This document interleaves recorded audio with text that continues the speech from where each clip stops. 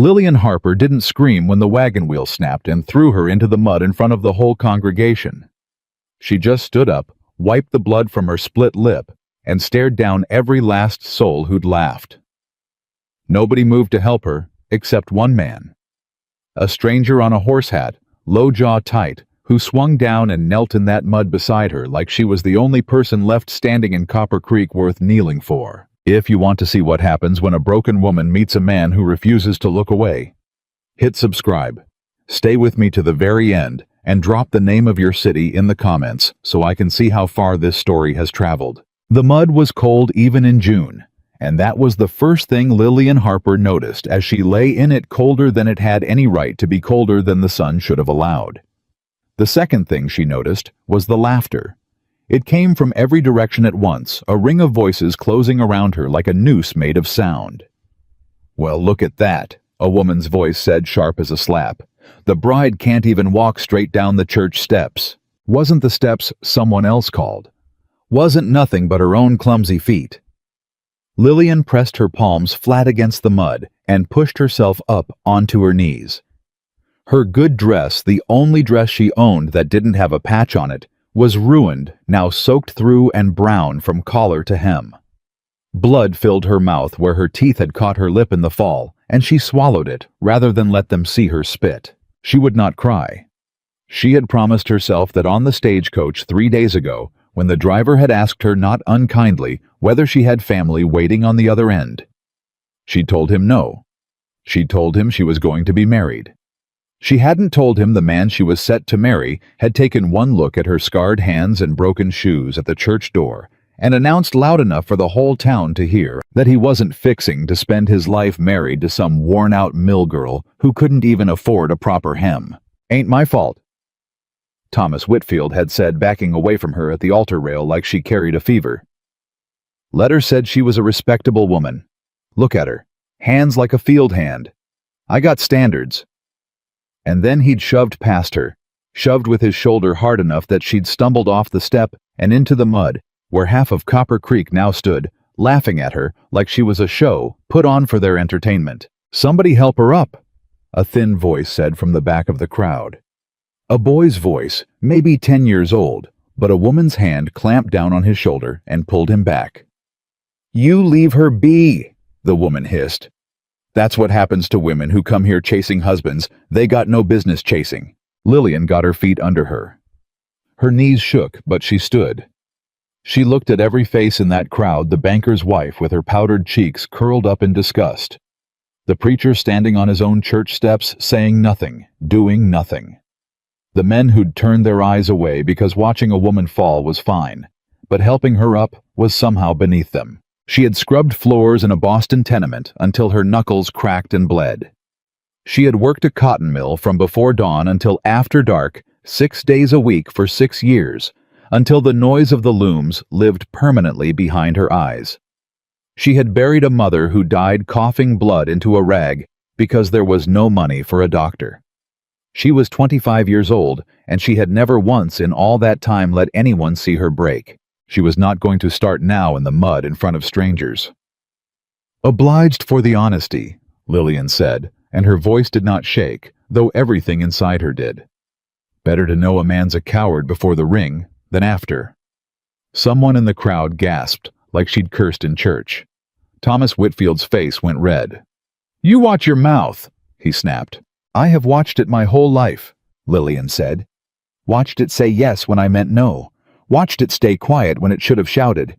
I reckon I'm done watching it now."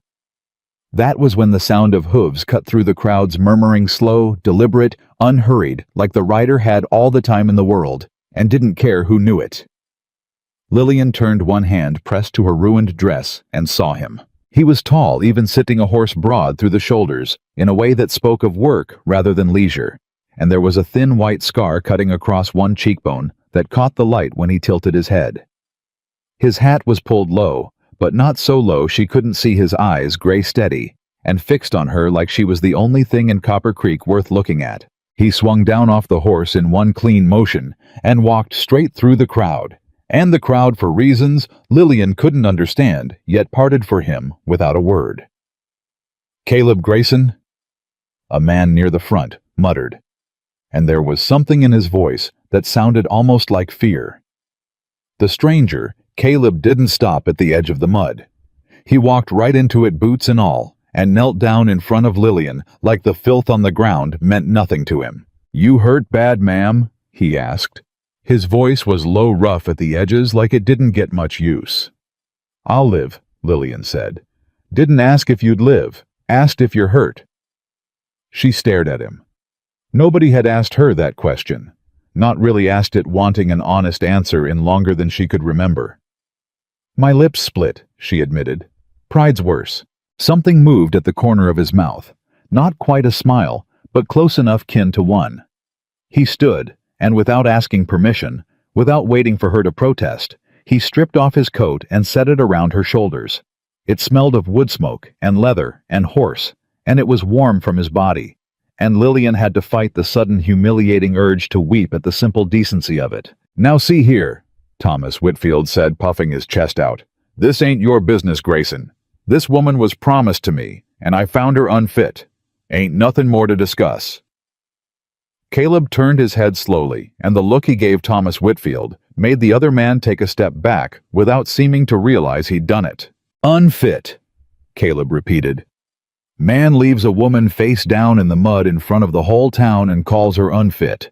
Reckon I've got a different word for what's unfit here, Whitfield, and it ain't standing in the mud." "You don't know anything about her," Whitfield snapped. "No, she didn't cry," Caleb said. "No, she got back up on her own before anybody so much as offered a hand. No, she called you a coward to your face with blood still in her mouth.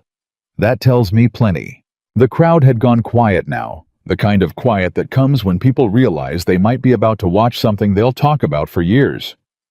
"She's got no family here." The preacher finally spoke up, his voice thin and useless. "No place to stay. The letter of introduction named her as promised to Mr. Whitfield, and if that arrangement's broken, I don't rightly know what's to become of her." Caleb was quiet a moment, his gray eyes moving from the preacher to Whitfield to the crowd, and then back to Lillian. She watched him decide something, watched the exact moment his jaw set, and his shoulders squared, like a man picking up a weight he intended to carry all the way home. "I'll take her," Caleb said. The words dropped into the crowd like a stone into still water, and the ripples spread out in gasps and whispers. "Take her where?" Whitfield demanded. "Up the mountain," Caleb said. "I run cattle, and I got a cabin needs a woman's hand in it, and I got no patience for gossip or games. She wants honest work and a roof. I'll give her both. Contract terms. Same as any. I'd offer a hired hand. She cooks. She keeps the place, and in return, she's fed, housed, and treated with respect. Nothing more expected of her than that unless she chooses different." Lillian's chest tightened. She looked up at him, really looked past the scar and the steady eyes and the coat still warm around her shoulders, and asked the only question that mattered. "Why?" Caleb met her eyes without flinching. "Because I've seen what this town does to people it decides ain't worth the trouble," he said. "And I don't much care for it." "That's not an answer." "It's the only one I've got right now," Caleb said. "You want a better one, you'll have to ride up the mountain and ask me again in a week." Behind them, the preacher was already stammering something about propriety, about a woman traveling alone with a man she'd just met, about what such an arrangement would look like, but Lillian was no longer listening to him. She was looking at the mountain, rising blue and distant behind Caleb Grayson's shoulder, and she was thinking that whatever waited for her up there, it could not possibly be crueler than what waited for her down here. "I have $4 to my name," she said, "and I know how to cook, clean, mend, and work a garden. I don't know the first thing about cattle or mountains, and I won't pretend otherwise." "Didn't ask you to pretend anything," Caleb said. "That's more honesty than I've had from most men in this town in a year. And if I say no, then I tip my hat and ride on and you find your own way," Caleb said. "Ain't a trap, ma'am. It's an offer." Lillian looked once more at the crowd, at the banker's wife's curled lip, at the boy whose mother had yanked him back, at Thomas Whitfield still red-faced and sputtering about standards, and she made her decision the way she'd made every decision in her hard life, quickly and without looking back. "Then I accept your offer, Mr. Grayson," she said. "On one condition. State it. I'm no man's hired hand and no man's obligation. I'll work honest for honest keep, but I'll not be spoken to the way that man spoke to me back there. Not ever." Caleb studied her for a long moment, and something in his gray eyes shifted. Respect maybe, or the beginning of it. "Ma'am," he said, "you got my word on that." He held out his hand not to shake, but to help her up onto the wagon seat, and Lillian, who had not accepted help from anyone in longer than she cared to remember, found herself taking it. The wagon ride out of Copper Creek was silent for the first hour, and Lillian was grateful for it. Her lip throbbed. Her dress, stiff with drying mud, chafed against her skin. And underneath all of it sat a hard, cold knot of humiliation that no amount of silence could loosen. Caleb drove with his eyes fixed on the road, his hands loose on the reins. His hat tipped just enough to shade his face from the afternoon sun. He didn't ask her questions. He didn't offer conversation. And for that first hour, Lillian almost respected him for it, until the silence began to feel less like courtesy and more like judgment. "You're not going to ask me anything," she finally said.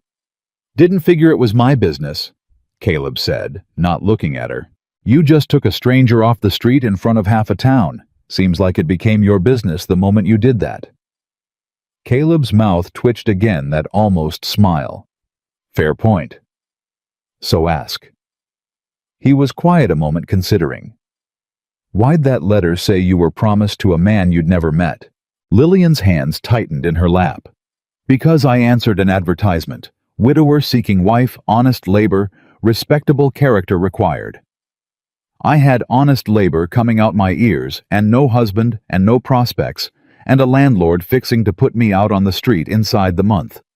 Seemed like the only door still open. And the mill workman back there said your hands looked like a field hand's. 6 years at a cotton mill in Boston," Lillian said, and there was no shame in her voice, only fact. "Before that, scrubbing other people's floors. My mother died 3 winters back, and there wasn't money for a doctor, and after that, there wasn't much reason to stay in that city besides habit."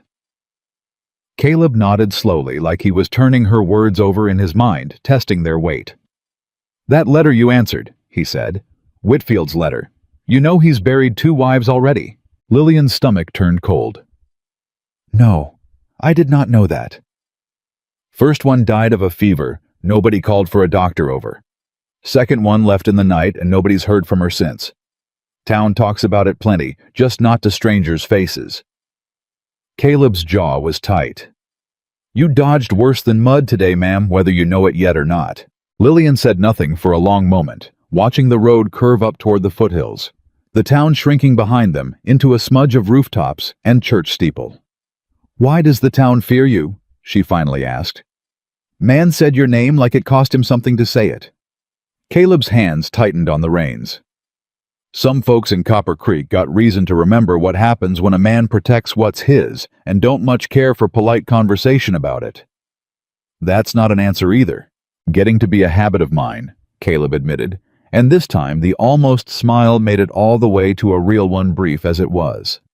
"There was a land dispute some years back. Man tried to run cattle through my grazing without paying for the right, tried to bully me off ground my father worked before me. I didn't back down. Things got ugly before they got settled. Town remembers the ugly part and forgets the settling." Lillian studied his profile, the scar on his cheekbone, the set of his jaw, the way his eyes never quite softened, even when his voice did. "Is that where the scar's from?" Caleb's hand moved unconsciously to his cheek, then dropped back to the reins. "That's a story for another day, ma'am." "Fair enough," Lillian said. "I've got plenty of stories I'm not fixing to tell today either." They rode on the sun climbing higher, the June heat pressing down thick and dry. And somewhere in the silence between them, something had shifted. Not trust, not yet, but the beginning of something that might one day grow into it. The road narrowed as it climbed the wagon wheels, catching on roots and stones, the trees closing in tighter overhead until the sky was only a strip of blue far above them. Lillian's dress had dried stiff and brown against her skin, and the heat of the day pressed down on her shoulders like a hand. "How much farther?" she asked. 2 hours, maybe 3, Caleb said. Cabin sits high past the timberline where the grass runs sweet for the herd. You live alone up there. Have for 6 years. No family. Caleb's jaw tightened just slightly, just enough that Lillian noticed. Had a brother. Don't anymore. She didn't press. She recognized the shape of that kind of silence she'd worn it herself for 3 winters now since her mother's death. And she knew better than most that some grief didn't want company, only quiet. The wagon jolted hard over a root and Lillian gripped the seat to keep from sliding. Caleb reached out without thinking and steadied her with one hand on her arm before pulling back like he'd touched fire. Apologies, he muttered. No need, Lillian said. Would have been worse to fall off a wagon than a church step, I expect. That earned her the closest thing to a laugh she'd heard from him. Yet a short exhale through his nose, barely more than breath, but real. By the 3rd hour, the heat had thickened into something oppressive, and Lillian's throat was dry as chalk. She said nothing about it. She had learned long ago that complaining bought a person nothing but scorn, but Caleb noticed anyway the way he seemed to notice everything without appearing to look.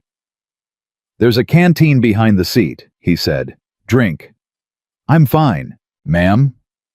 His voice carried an edge now, not unkind, but firm. Man who lets a woman go thirsty on his own wagon because she's too proud to ask ain't much of a man. Drink the water. Lillian reached back and found the canteen and the water warm, as it was tasted better than anything she'd had in weeks. She didn't thank him.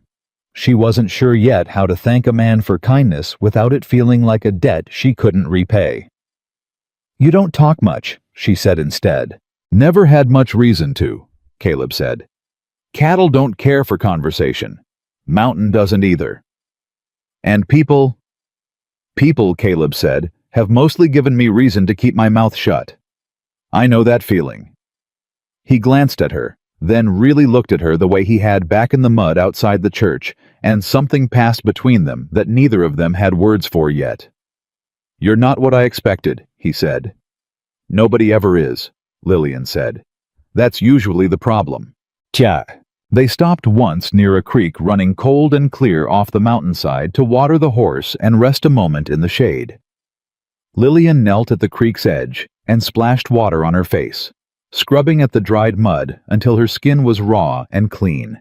And when she looked up, Caleb was watching her with an expression she couldn't quite name, something between curiosity and something softer, something he seemed determined not to let take root. You've got grit, he said. I'll give you that. Grit's about all I've got left, Lillian admitted. Everything else got used up a long time ago. Don't believe that. You don't know me well enough yet to say otherwise. Maybe not, Caleb said. But I know enough. Woman falls in the mud in front of a whole town and doesn't cry, doesn't beg, doesn't fold. That's not a woman with nothing left.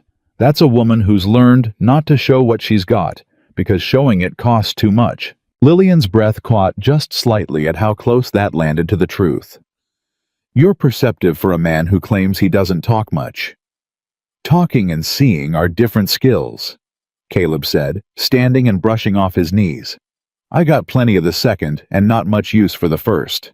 They climbed back onto the wagon and pressed on, and as the afternoon wore toward evening, the trees began to thin, giving way to open meadow, and Lillian caught her first glimpse of the cabin.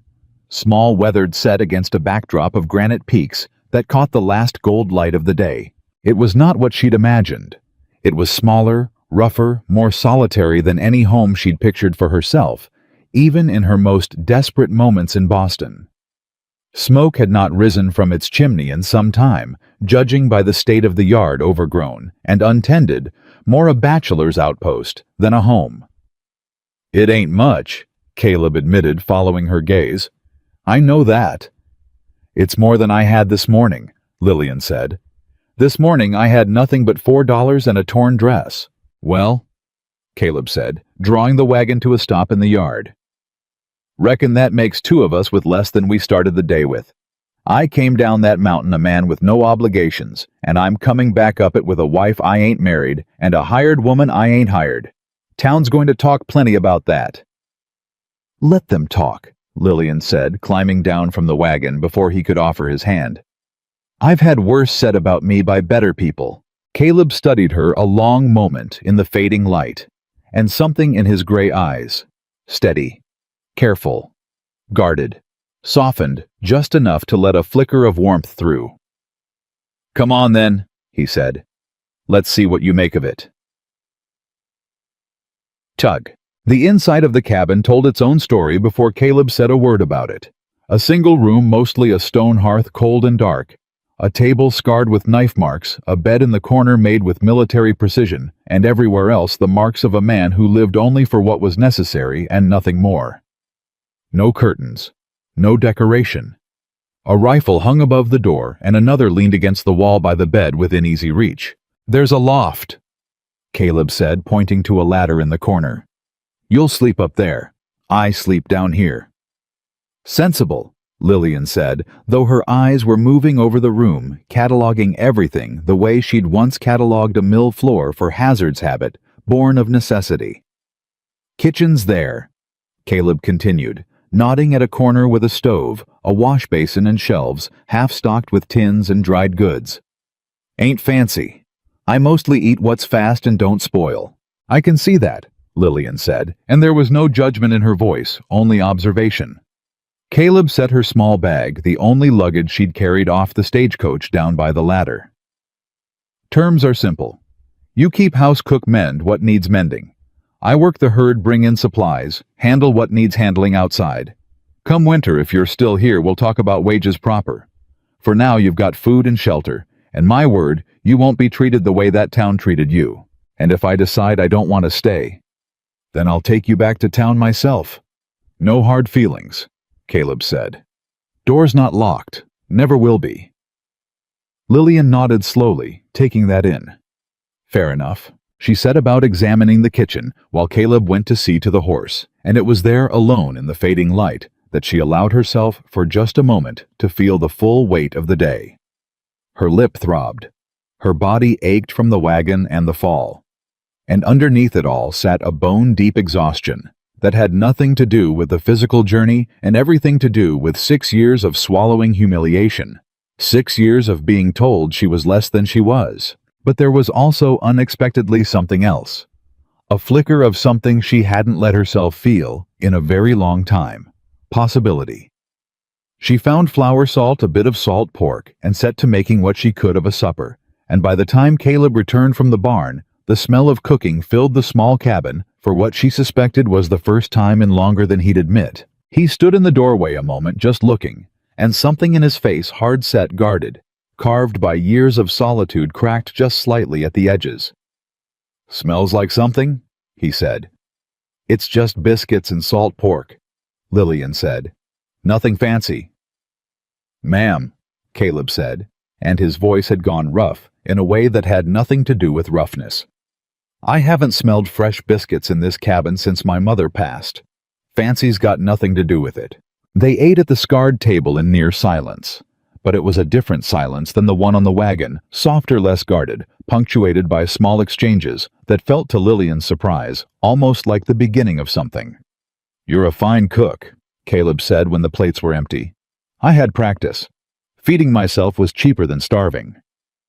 Boston teach you that too? Boston taught me a lot of things, Lillian said. Mostly, how to survive people who thought less of me than they should have. Caleb was quiet a moment, turning his coffee cup slowly in his hands. This town's not much different, I'm sorry to say. Copper Creek's got a way of deciding who matters and who doesn't, and it don't much care about being fair in the deciding. I noticed. You'll have folks talk about you, Caleb warned. Living up here with me unmarried. Won't be kind talk.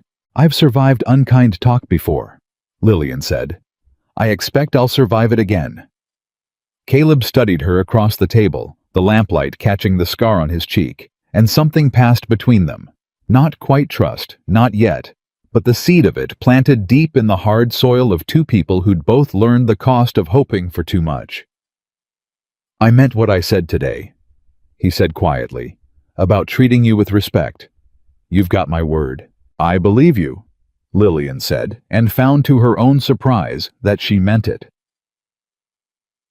That night, lying in the loft on a straw mattress that smelled of cedar and dust, Lillian listened to the unfamiliar sounds of the mountain wind through pine, the distant call of some night bird, the creak of the cabin settling, and found despite everything that sleep came easier than it had in months.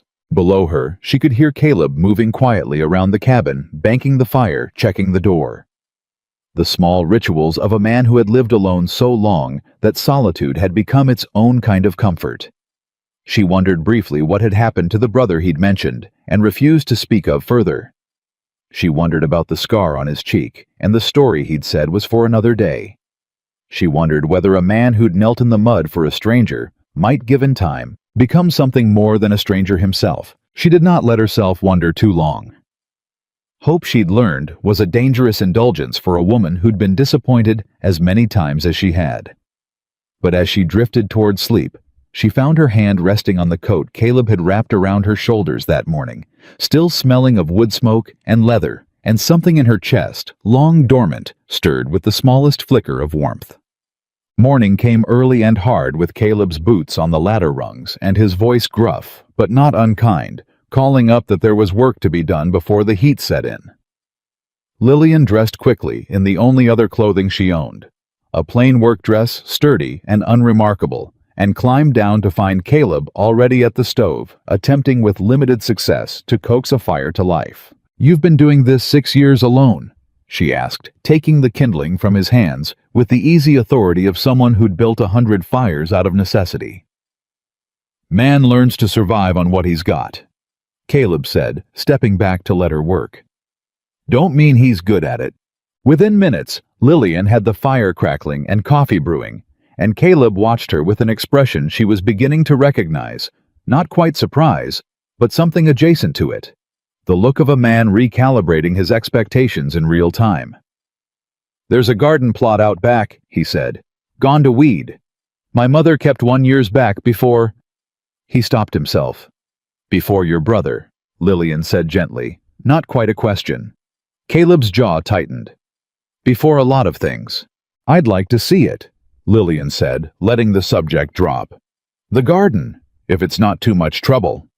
"No trouble," Caleb said clearly, relieved at the change of subject. "Show you after breakfast." They ate quickly. Eggs from the small coop out back, more of the biscuits from the night before, and then Caleb led her out to the garden plot, overgrown with weeds and choked with neglect, but the bones of good soil still visible beneath. "This could be something," Lillian said, crouching to examine the dirt, running it through her fingers. "Rich soil. Whoever planted this first knew what they were doing." "My mother," Caleb said quietly. "She had a gift for growing things. Died when I was 19. Fever took her quick same summer my father passed from a fall off a ridgeline chasing a stray steer. Left me and my brother the place, and neither of us had much heart for gardening after that. I'm sorry," Lillian said, and meant it. "Long time ago now," Caleb said, though his voice suggested otherwise. "Doesn't mean it stops hurting," Lillian said. "I lost my mother 3 winters back. Some days it still catches me by surprise, like walking into a door I didn't see." Caleb looked at her, then really looked, and something passed between them. Recognition maybe of 2 people who'd both learned to carry grief quietly without spectacle, because spectacle had never once made the grief lighter. "If you want to work the garden," Caleb said, "tools are in the barn. Take whatever you need." "I'd like that," Lillian said. "Something about growing things feels like it might do me some good." "Might do us both some good," Caleb admitted, and then, as if surprised at his own honesty, turned quickly toward the barn to see to the horses. Cow. The days that followed fell into a rhythm neither of them had expected, but both quietly welcomed. Caleb rose before dawn to see to the cattle, and Lillian rose not long after to tend the cabin and increasingly the garden, which under her care began slowly to shed its wild neglect and take shape again. Rows of beans squashed the first hopeful shoots of corn. They spoke more each day, though never in long stretches. Caleb's nature ran toward economy of words, and Lillian, though more talkative by inclination, had learned in Boston that unwanted chatter earned a person nothing but scorn. But in the evenings over supper, something had begun to grow between them that neither dared name yet, an ease, a comfort, the beginnings of trust laid brick by careful brick. It was on the fifth evening that the first real crack in Caleb's careful reserve appeared. They were sitting on the porch after supper, the mountain air finally cooling, as the sun dropped behind the western ridge, when Lillian asked the question she'd been holding back for days. "Tell me about your brother." Caleb's whole body went still. For a long moment, she thought he wouldn't answer at all. "Name was Daniel." He finally said, his voice rough. 2 years younger than me. Good with horses in a way I never was. Reckless in a way that used to scare our mother half to death. What happened to him? Caleb's hands tightened on the arms of his chair. There was a man came through here 4 years back. Silas Bordeaux. Claimed to hold paper on grazing rights that ran clean through our land, tried to run his cattle through our best pasture without so much as asking. I told him no. Told him our father's claim was filed proper and legal, and there wasn't a paper in the territory that said otherwise. And Daniel had a temper I didn't have the patience to manage, Caleb said. Confronted Bordeaux's men alone one night trying to prove something to me, I think trying to show he wasn't the reckless younger brother everybody figured him for. Things went bad. Shots got fired. Daniel didn't come home. Lillian's breath caught. Caleb, I'm so sorry. I got there too late. Caleb continued, his voice flat. Now the flatness of a man who'd told himself this story 1,000 times in the dark and worn all the feeling out of the words. Found him in the grass, still breathing barely. Died before I could get him back to the cabin. Bordeaux's men scattered before the sheriff ever showed. Never faced a single charge for it. Is that where the scar came from? Caleb's hand moved to his cheek. Fight with one of Bordeaux's men few weeks after. I wasn't in my right mind. Wanted somebody to pay for what happened to Daniel, and I found somebody who was willing to give me this instead. He touched the thin white line. Man nearly took my eye. I gave him worse in return, and that's the part of the story this town remembers. Not that I lost my brother, not that justice never came, just that Caleb Grayson's a dangerous man not to be crossed. That's not fair, Lillian said quietly. Fair's got nothing to do with what people choose to remember, Caleb said. I learned that a long time ago. They sat in silence a while, the last light fading from the sky, and Lillian found herself reaching over, without quite deciding to, and resting her hand over his on the arm of the chair. Caleb went still at the contact, but he didn't pull away. For what it's worth. Lillian said, I don't think you're a dangerous man. I think you're a man who loved his brother and never got to grieve him properly because the whole town was too busy being afraid of you to let you. Caleb's throat worked, and for a moment Lillian thought she saw something bright and unshed in his eyes before he blinked it away. Nobody's said that to me in 4 years, he said quietly. Then it was past time somebody did. It was 3 weeks into her stay when the first real trouble arrived.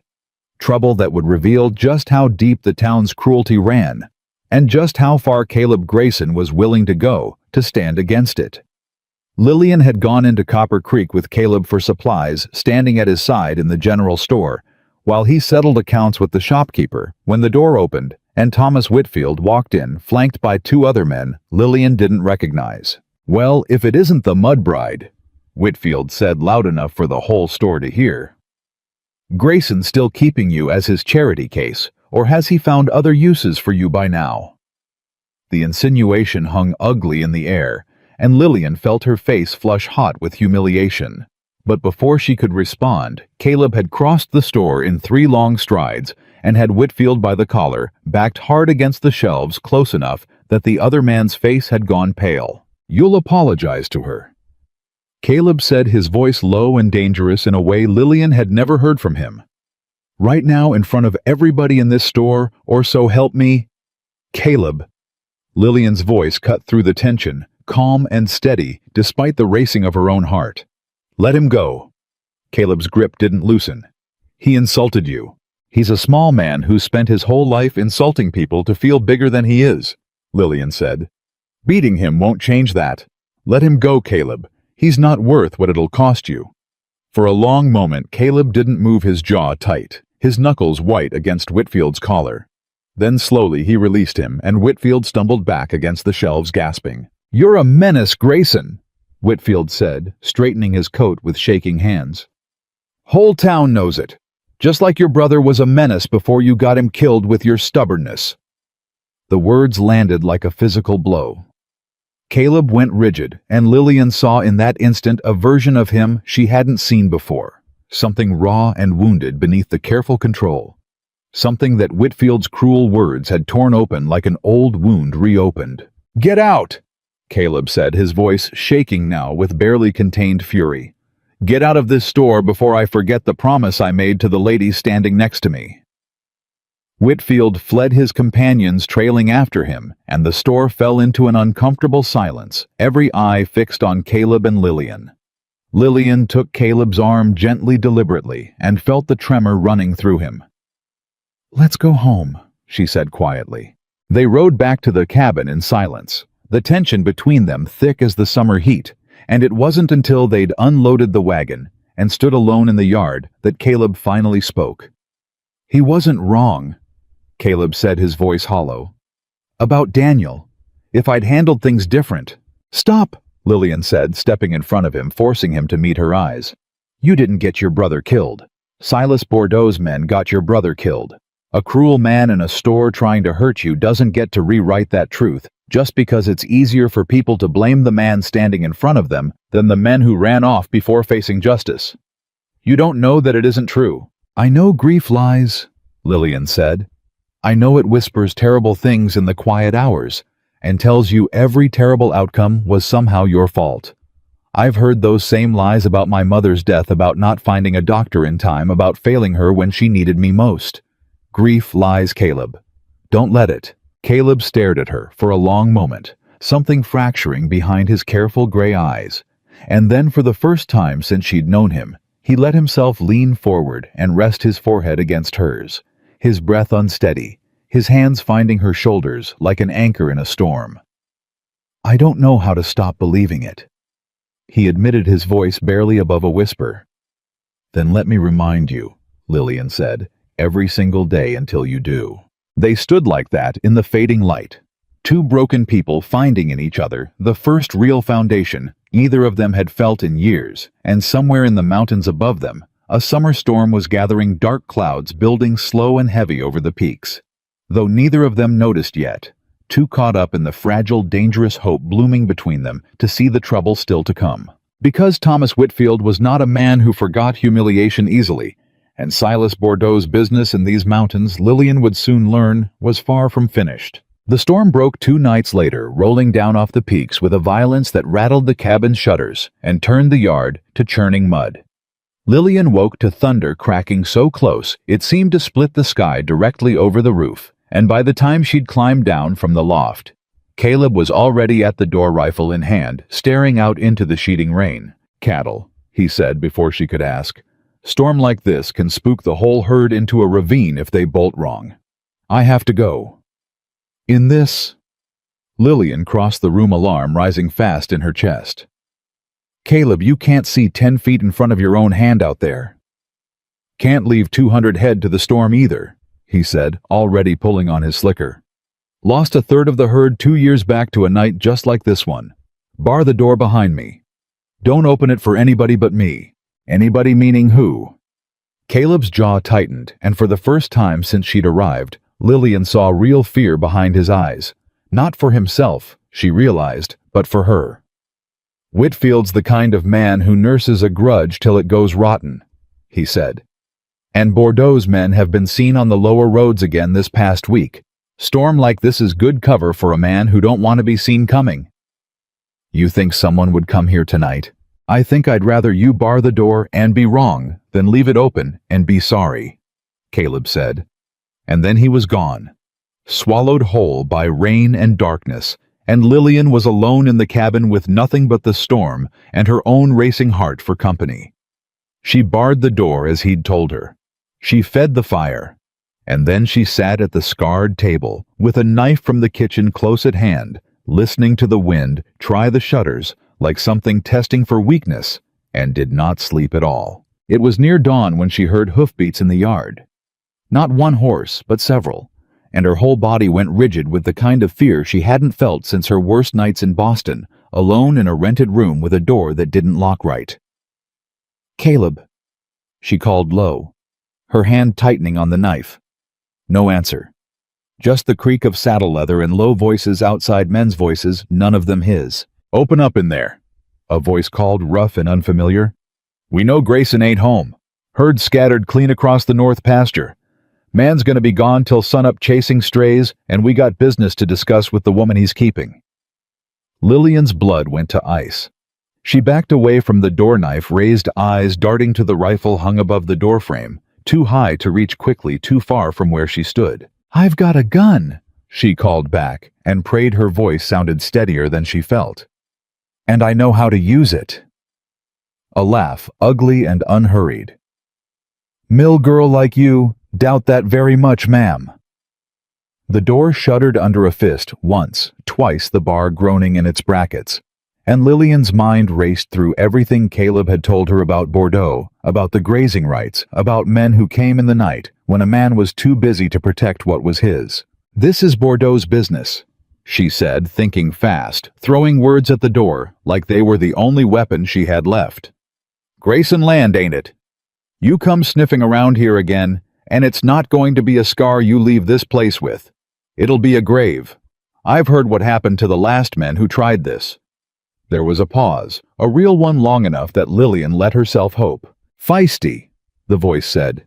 "Bordeaux said the mill girl had some fight left in her. Didn't figure he was right." "Tell your Mr. Bordeaux," Lillian said, forcing steel into every word, "that he can come say his business to Caleb Grayson's face like a man, or he can keep sending cowards to rattle a door in the middle of a storm. Either way, I'm not opening it." Another laugh, but this one had an edge of uncertainty in it now. "We'll be back, ma'am. Tell Grayson his time's running short. Bordeaux's filing paper on this land inside the month, and there ain't a judge in the territory gonna side with a man who's already killed once over grazing rights." The hoofbeats retreated into the storm, and Lillian sank down against the door, her whole body shaking, the knife clattering from fingers gone numb with adrenaline. She did not cry. She had promised herself long ago she would not cry. Not for men like this, not for a night like this. But she allowed herself finally to shake, to feel the full weight of how close danger had come. When Caleb burst through the door an hour later, soaked to the bone, mud to his knees, his face went white at the sight of her still sitting against the doorframe. "Lillian." He was on his knees beside her in an instant, hands framing her face, checking her over with a desperation that stripped away every careful wall he'd built around himself. "Did they touch you? Did they—" "I'm fine," Lillian said, though her voice wavered. "They didn't get in. I made sure of that." "Who was it? How many?" "3, maybe 4. Said they worked for Bordeaux." She met his eyes, steadying herself with the truth of it. "Said he's filing paper on this land inside the month. Said no judge would side with a man who's already killed once."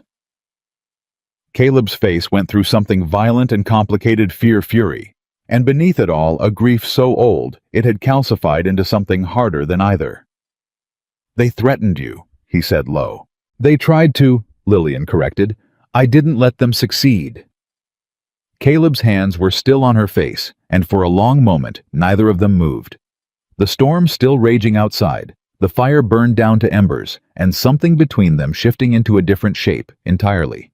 No longer just an arrangement, no longer just two strangers under one roof. "I could have lost you," Caleb said, and his voice broke on the word, lost in a way that told Lillian exactly how much had changed in 3 short weeks. "You didn't," she said. "I'm still here." "I can't lose anybody else," Caleb said. And it wasn't about the land anymore, wasn't about Bordeaux or grazing rights or even Daniel. It was raw and immediate and entirely about her. "I won't survive it a second time." "Then don't leave me alone in a storm again," Lillian said. "And I won't give you the chance to." It was meant perhaps as something light, something to break the terrible tension of the night.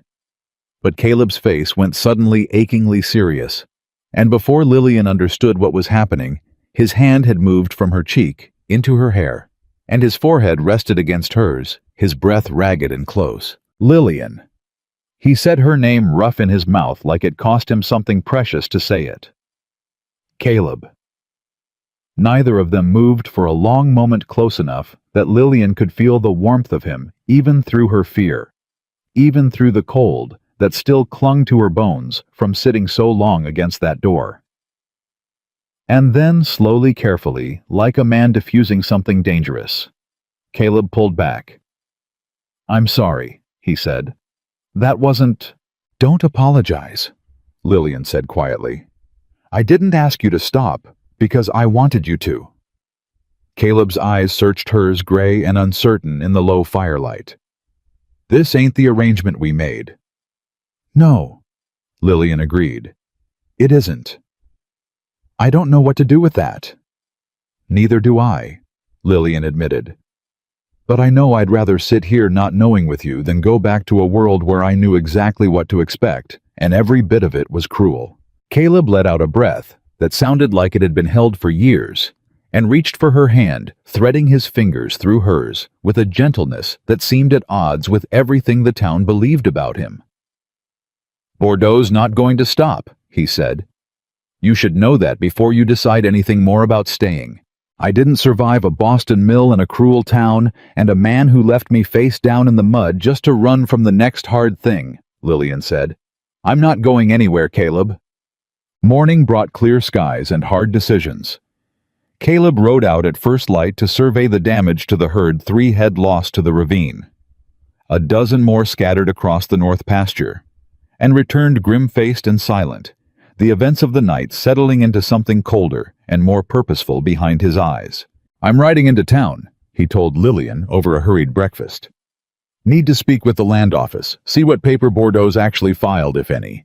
Man's bold, but he's not always honest about how bold he's entitled to be." "I'm coming with you." "Lillian, you said yourself I'm not safe alone up here," she said, meeting his eyes with the same steel that had kept Bordeaux's men outside her door the night before. "And I've got $4 and a decent hand for figures. If there's fraud in that paperwork, I might see something the land office clerk misses." Caleb studied her a long moment, and something in his expression, pride maybe, or the beginning of something even more dangerous to a man who'd sworn off feeling anything at all, softened the hard line of his mouth. "All right," he said. "But you stay close. Whitfield or Bordeaux's men so much as look at you wrong, we're leaving." Agreed. The ride into Copper Creek was different this time. Not silent, not strained, but filled with a new kind of urgency, the two of them talking in low, quick exchanges about what they might find, what Bordeaux's angle might be, what a fraudulent land claim might look like on paper. "My father filed our claim the year I was born," Caleb explained, his hands steady on the reins despite the tension in his shoulders. "Territorial Land Office in Denver holds the original. If Bordeaux's got papers saying otherwise, it's forged plain and simple." "Forged paper's hard to prove without the original to compare it against," Lillian said. "You have a copy." "Somewhere in my father's old strongbox. Haven't looked at it in years." "We should look tonight," Lillian said, "before Bordeaux gets any further with whatever he's planning." Caleb glanced at her, something like wonder in his gray eyes. "You think like a lawyer." "I think like a woman who spent 6 years watching mill owners cheat workers out of wages with paperwork nobody bothered to read closely," Lillian said. "Fraud's got a particular shape to it once you've seen enough of it." The land office in Copper Creek was a narrow building squeezed between the general store and the bank and the clerk behind the counter. A nervous young man named Percy Adkins went pale the moment Caleb walked through the door. "Mr. Grayson," Percy stammered, "I wasn't expecting—" "Bordeaux filed paper on my grazing land," Caleb said. "No preamble, no patience for pleasantries. I want to see it." Percy's eyes darted toward the back office where Lillian could see a shadow moving behind a frosted glass door. "Mr. Grayson, I don't rightly know that I'm authorized to—" "You're authorized to show a landowner the paper filed against his own property." Caleb said, his voice low and dangerous, in a way Lillian recognized from the general store. "That's the law, Percy, and you know it. And The shadow behind the frosted glass moved closer, and the door opened to reveal a man Lillian had never seen before, tall, silver-haired, dressed in a suit too fine for a town like Copper Creek, with the kind of smile that never once reached his eyes. "Mr. Grayson," the man said smoothly. "I was hoping we might have this conversation eventually. Silas Bordeaux. I don't believe we've been properly introduced." "Don't need an introduction to a man who sends his hired guns to threaten a woman in the middle of the night," Caleb said, and Lillian felt the whole room's temperature drop several degrees. Bordeaux's smile didn't waver, but something flickered behind his eyes.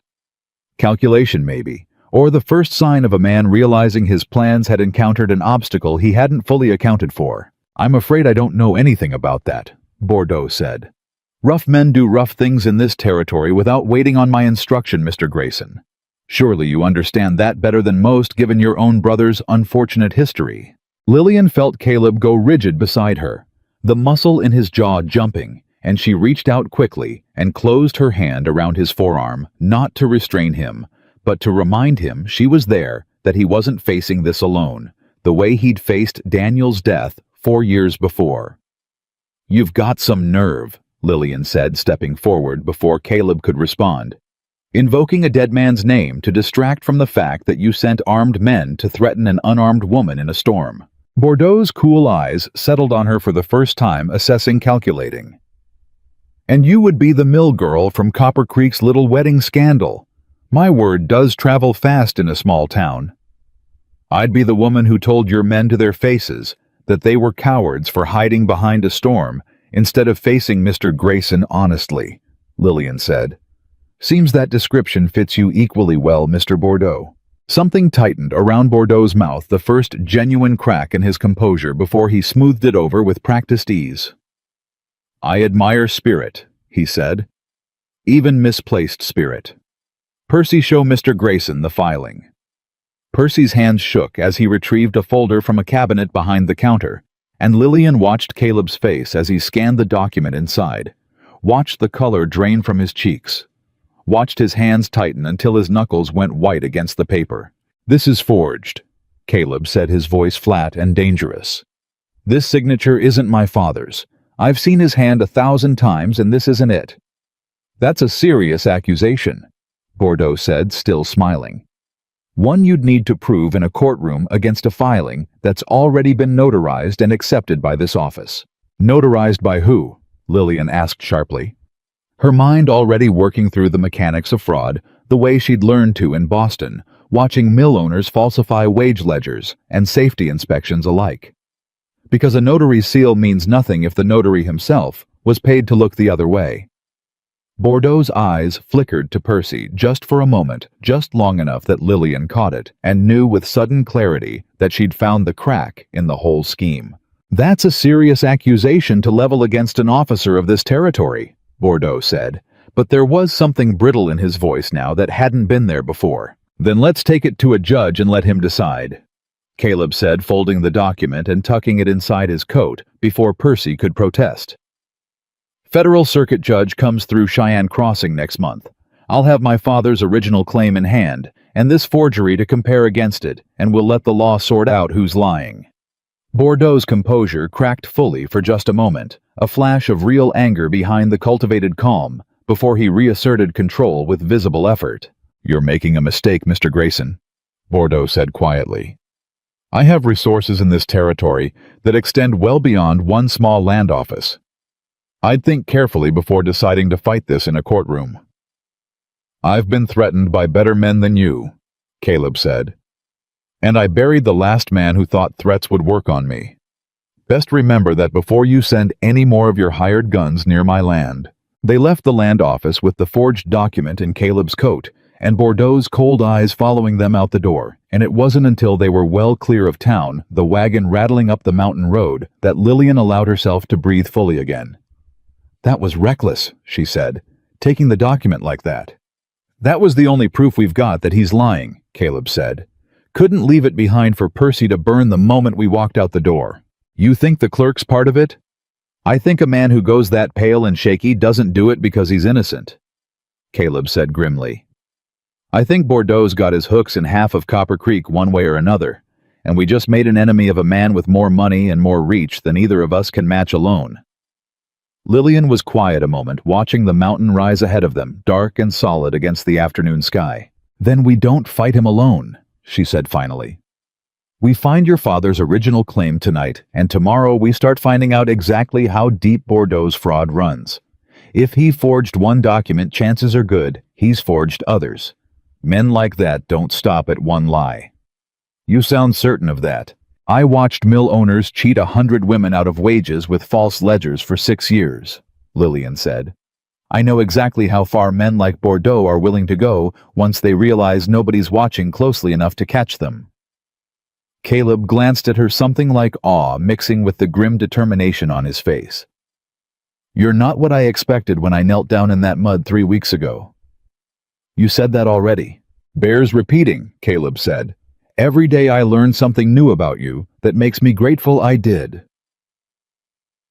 That night, by lamplight, they searched the old strongbox that had belonged to Caleb's father, sorting through yellowed papers, brittle deeds, and the small remaining artifacts of a family that had once been whole. Lillian found herself moved unexpectedly by the fragments of history laid bare on the scarred table: a marriage certificate, a child's drawing a letter in a woman's careful hand that could only have been Caleb's mother. "This is it," Caleb said, finally pulling a folded document from the bottom of the box, the paper soft with age, but the ink still clear. "Original claim filed the year I was born. My father's signature notarized by the territorial office in Denver." He laid it beside the forged document, and even Lillian, unfamiliar with either man's hand, could see the difference immediately: the original's confident looping script against the forgery's careful, too precise imitation. "It's not even close," she said. "Whoever forged this wasn't skilled enough to be convincing." "Wasn't trying to be convincing to someone who'd actually compare them," Caleb said. "Was trying to be convincing to a land office clerk too scared or too paid off to look too closely. We need more than just the comparison." Lillian said, her mind already working ahead. "We need to know who else Bordeaux has cheated. If there's a pattern, a judge will see it far more clearly than one forged document standing alone." "You think there are others? Men like Bordeaux don't stop at one target," Lillian said. "I'd wager good money there are other ranchers, other small landholders around Copper Creek who've had their own trouble with paperwork these past few years. We should ask around, quietly." Caleb studied her across the lamplit table, something warm and fierce kindling behind his careful gray eyes. "You're talking like a woman who intends to fight this alongside me." "I am a woman who intends to fight this alongside you," Lillian said. "Unless you've got some objection." "No objection," Caleb said, his voice low. "Just gratitude I didn't know I had room left for." He reached across the table and took her hand, and this time neither of them pulled away. The days that followed carried a new urgency, a shared purpose that deepened the bond between them, even as it exposed them both to greater danger. Caleb rode to neighboring ranches under the pretense of routine visits, quietly asking after land disputes, deed troubles, any hint of paperwork gone wrong in recent years. And what he found confirmed Lillian's suspicions in ways more troubling than either of them had anticipated. 3 other families, it emerged, had lost portions of their land to Bordeaux's company in the past 2 years, each time through paperwork disputes that had somehow always resolved in Bordeaux's favor. The Hendersons, an aging couple with no sons to fight for them, had lost their eastern pasture entirely. The Millers had been forced to sell at a fraction of value after a forged tax lien nearly cost them everything. And a widow named Sarah Cole, living alone on a small plot near the river, had simply vanished from the county records after Bordeaux's men paid her a visit. Nobody in town seemed to know where she'd gone or seemed inclined to ask too closely. "That's not coincidence," Lillian said when Caleb relayed what he'd learned. "That's a pattern. He targets people without strong protection. Widows, old couples, folks without money for lawyers or friends in the territorial office." "And I fit that pattern, too," Caleb said grimly. "Man living alone, no family to speak for him town, already half convinced I'm dangerous because of what happened with Daniel. Easy target if you look at it the way Bordeaux does." Except he made one mistake, Lillian said. What's that? He didn't count on you not being alone anymore. Caleb's eyes met hers, something fierce and grateful passing between them, and for a moment the danger and the fraud and the whole tangled mess of Bordeaux's scheme fell away, leaving only the two of them standing closer than the arrangement between them had ever technically allowed. Lillian, Caleb said quietly, I need to ask you something, and I need you to answer honest, all right? 3 weeks ago I offered you a contract. Work for Keep Respect, nothing more expected unless you chose different. His voice roughened. I'm asking now if you'd choose different. Lillian's heart pounded against her ribs. What are you asking me, Caleb? I'm asking if there's room in whatever this is between us for something more than an arrangement, Caleb said. I'm asking because I haven't been able to stop thinking about you since the moment you looked up at me out of that mud and told a whole town of cowards exactly what you thought of them.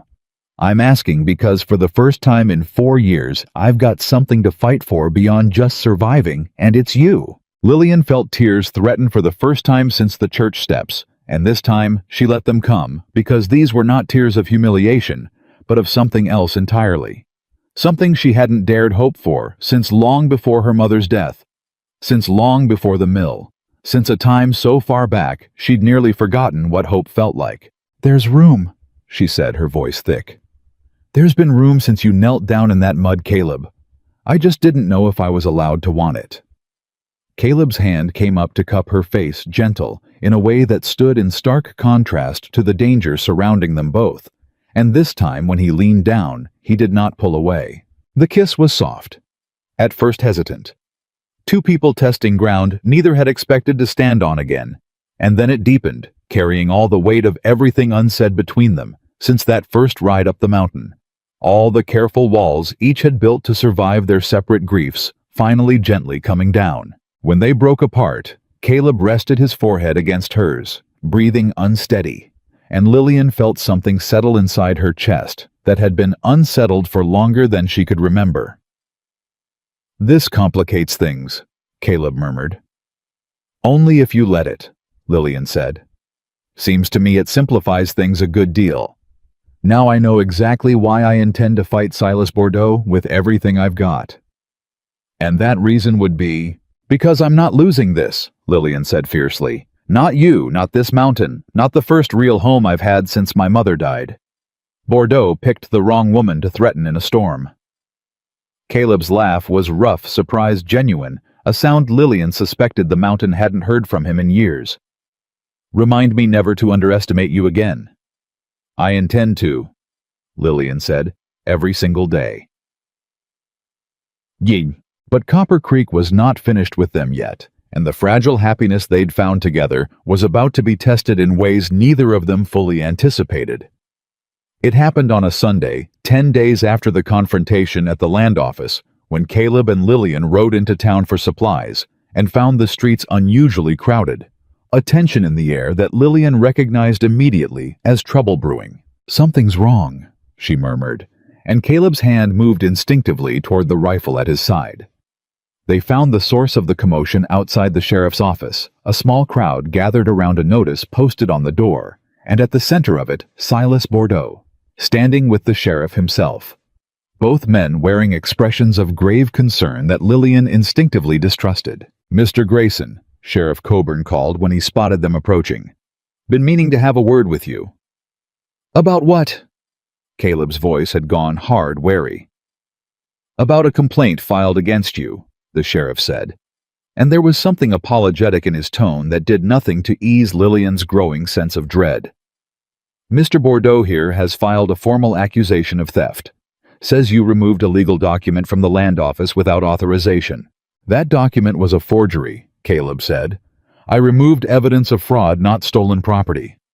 That's not what the notarized filing says, Bordeaux interjected smoothly. And until a judge determines otherwise, Mr. Grayson, the law's got to treat that document as legitimate property of this office, which means you're in violation of territorial statute. You forged that document, Lillian said, stepping forward, her voice sharp enough to cut through the crowd's murmuring. We have proof. His father's original claim filed and notarized properly in Denver, with a signature that doesn't match what's on the paper Mr. Bordeaux filed. A private citizen's opinion on handwriting isn't evidence, ma'am. Bordeaux said, his smile never wavering. That's precisely the sort of thing a judge is meant to determine in a proper court, with proper counsel. Something Mr. Grayson, I understand, has never had the resources to secure. The implication was clear cruel, and calculated. Bordeaux had money for lawyers. Caleb had none.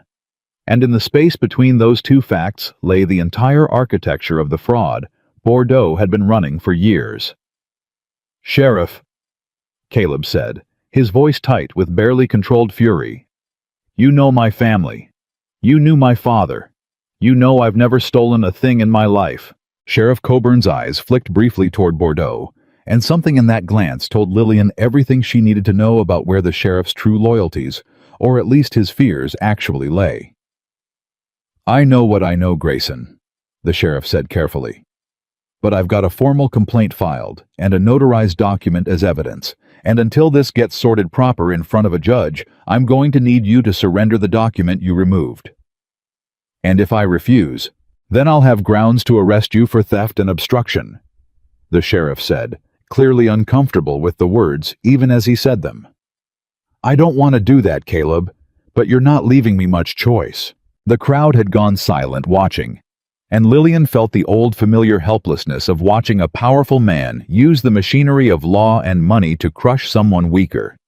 The same helplessness she'd felt watching mill owners escape consequence after consequence, while workers suffered for crimes they hadn't committed.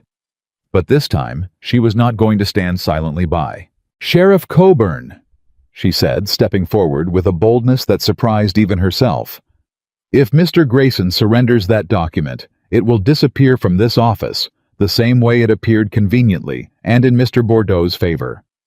I'd wager everything I own that document goes missing within the week, right alongside whatever else in this office might prove Mr. Bordeaux's been forging land claims across this whole territory." "That's a serious accusation, young lady," Bordeaux said, his composure finally visibly cracking. "It's a serious pattern," Lillian shot back. "The Hendersons, the Millers, a widow named Sarah Cole, who vanished from county records the same month your men paid her a visit. How many others, Mr. Bordeaux? How many families have you cheated out of their land with forged paper and threats in the dark, counting on nobody being brave enough to stand against you?" The crowd's murmuring rose again, different this time, uncertain, questioning the first cracks of doubt appearing in faces that had moments before seemed ready to side with money and power over truth. "Is that true?" a voice called from the crowd. The Hendersons' neighbor Lillian realized an old rancher named Cutter she'd heard Caleb mention.